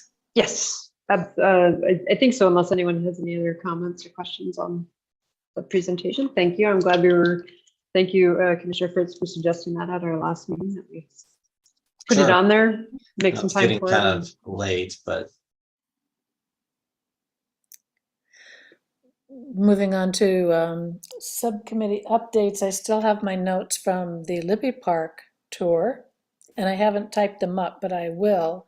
And I don't know if Carrie, if you took any notes or had notes, because I do have a couple mashed of those pages. together. I think they were a little bit spottier because of just Okay. trying to answer questions and everything. Yeah, So it's okay, gone well, long. I'll come up with mine and send it out if anyone had any other things to add to it, that we could do it that way. I probably won't get that done. Yeah, and Kathy, go ahead and send that directly Next to me, and that way I can basically kind of try to form them into draft minutes to get out to folks, and we'll kind of use it that way.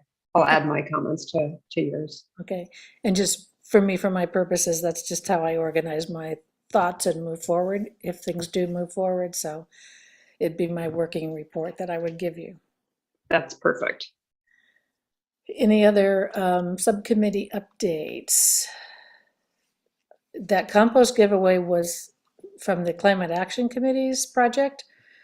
I was expecting it to be a line all the way down the Morris Street like in the past, but it wasn't. There was quite a bit of compost left in the afternoon, so I went back and got some without a line. But I haven't seen it lately, so maybe the city has found a use for it.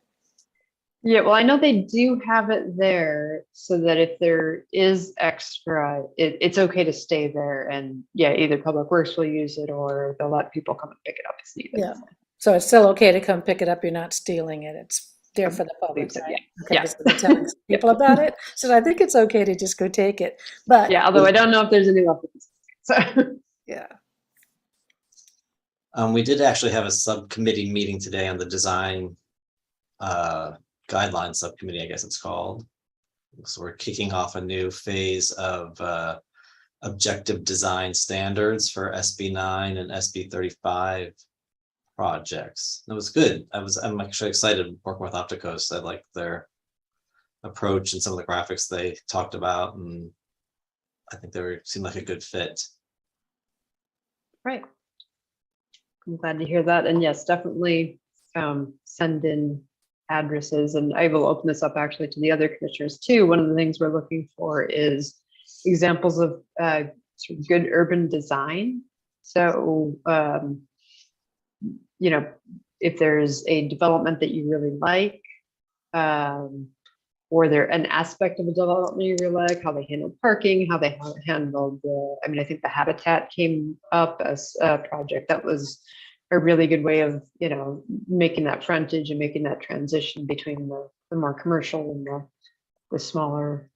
But if you have any that you really like in town, send me those addresses or the names of the developments. Addresses would probably be more helpful. And I'm gathering that information before we're done with that consultant. And basically, one of the things they're going to be doing is trying to write objective standards that we can use for SB 35 ministerial projects where they don't go through design review in both our commercial and our multifamily zones, so that we still can, have guidance or requirements so that we do maintain and get the type of development that fits the character of what we're looking for in town. Okay. Planning director's report. You usually have Okay. things for us. Yes, I don't have a huge amount. I will say that we did the last city council meeting, we had the level of service report, the annual level of service report. We will have that at your next council commission meeting. So you'll receive that as well. I believe we also have a public hearing scheduled, and I think we'll have some minutes on that meeting. So we will definitely have the meeting on October 25th. We have a couple of items going to the next city council meeting next Tuesday. One is a fossil fuel treaty, non-proliferation treaty support request, and that's a recommendation from our climate action committee. The report for that's actually available because it was on the last meeting. They just didn't have enough time to get to it. So if you're interested in that, the material is online there. And then we do have a amendment to the municipal code for coin operated play devices, which is in the business license section of our code. And mea culpa, I missed it. We were going through for the Rewind Arcade. They comply with everything except there are some additional conditions in that. They comply with everything either because you've already reviewed it, like the location, or it's already standard practice in the up and up gaming arcade industry. Like, you don't give money as rewards, you give free lives or free games or free plays. So it was written, the ordinance was written in 82. so yeah, exactly. It's 40 years old. But the one condition that is in there that impacts them is that you can't have minors and serve alcohol. So because this is obviously, that's the whole point of what they're proposing, is that it be a family environment like the epicenter, but you have adult beverages as well. And obviously that the coin op device, even though it's in the business license sections, note that it needs a use permit. We're not having it go through the planning commission because it's not in the zoning ordinance. It's probably a cleanup to add it later, in which case it will come, move it from there to the zoning ordinance, in which case it would come back to you. But in this case, I felt pretty confident that the commission was unanimous in their support of the project, that we're just asking the council to strike that condition and allow it with the use permit, which is already required. So that is going to be going to the city council meeting next Tuesday. And then it's interesting because if I were looking at a broader community, I might have had different feelings about the alcohol and the kids with the game situation. But looking at this community, I really didn't have those feelings, but I can understand why those laws are there. Yeah, I totally understand as well. And in reviewing it and talking with John and the city manager about it, it's, you can still read, John, I don't know how you say it, but you can still read out the CD proposals because it requires a use permit. Yeah. So it's, Yeah. and make sure the It seems structure is seedy like, because to it's me. certainly, yeah, it's Seemed certainly, upscale. if you had one next to the smoke shop, between the smoke shop and the bar, and you wanted an arcade there, and it wasn't, I could see where that's not an appropriate location, or it might not end up being exactly what you're wanting as a community. So, but that's part of what the conditional use permit is. It allows you to look at it on a case by case basis of appropriateness. So, You did. So, Okay, go ahead. I didn't mean to interrupt your report.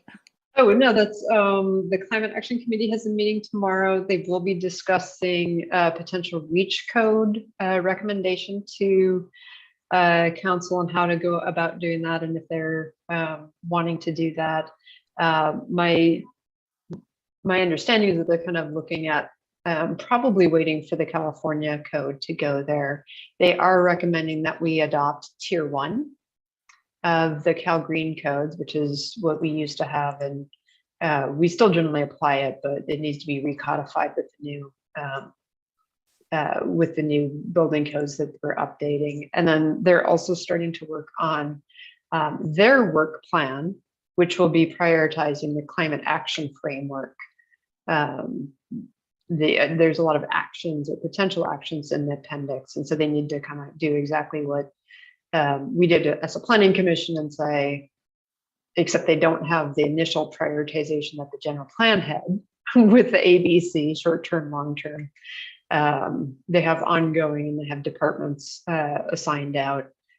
Phoebe Golden is a part-time temporary sustainability coordinator. I'm calling her for the city. She started today. And so she's going to be working and helping them to prioritize that work plan to kind of help finish out that part of her work on the climate action framework. And so they're starting that tomorrow, and then they'll continue that at their next meeting and later in October as well. Yeah, I'm sorry, I can't attend those meetings, but it's very interesting work. Yeah. Glad they're doing it. And I think that's all the news I have, unless you have any. Oh, the Hotel Sebastopol has pulled their permit for the downtown hotel. They have hired a general contractor, and I don't know when their archaeology stuff will be starting. We'll probably we'll try to update that on the website.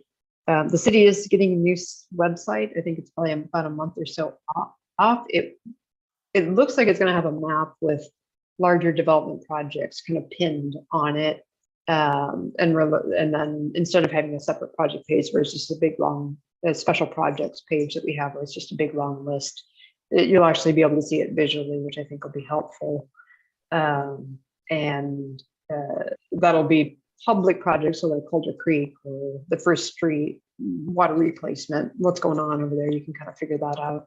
But also it's the larger, we'll do it with the sort of the major development projects, not necessarily a single family home or something under construction, but anything that has a planning, bigger entitlement.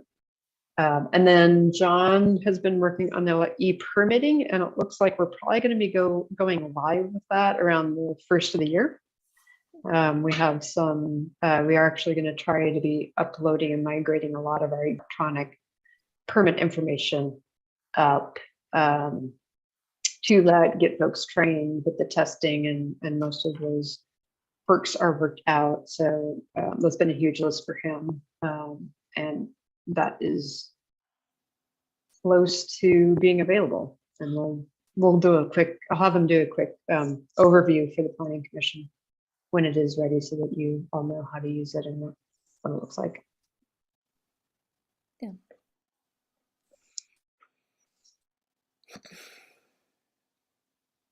So is any more comments or things to add?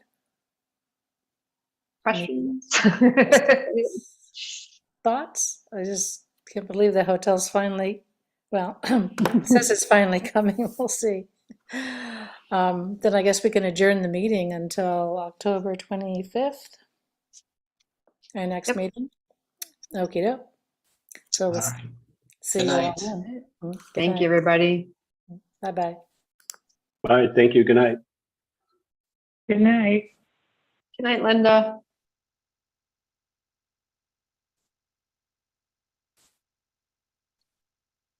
Clicked on at the same time. Sorry, yeah, I think we did.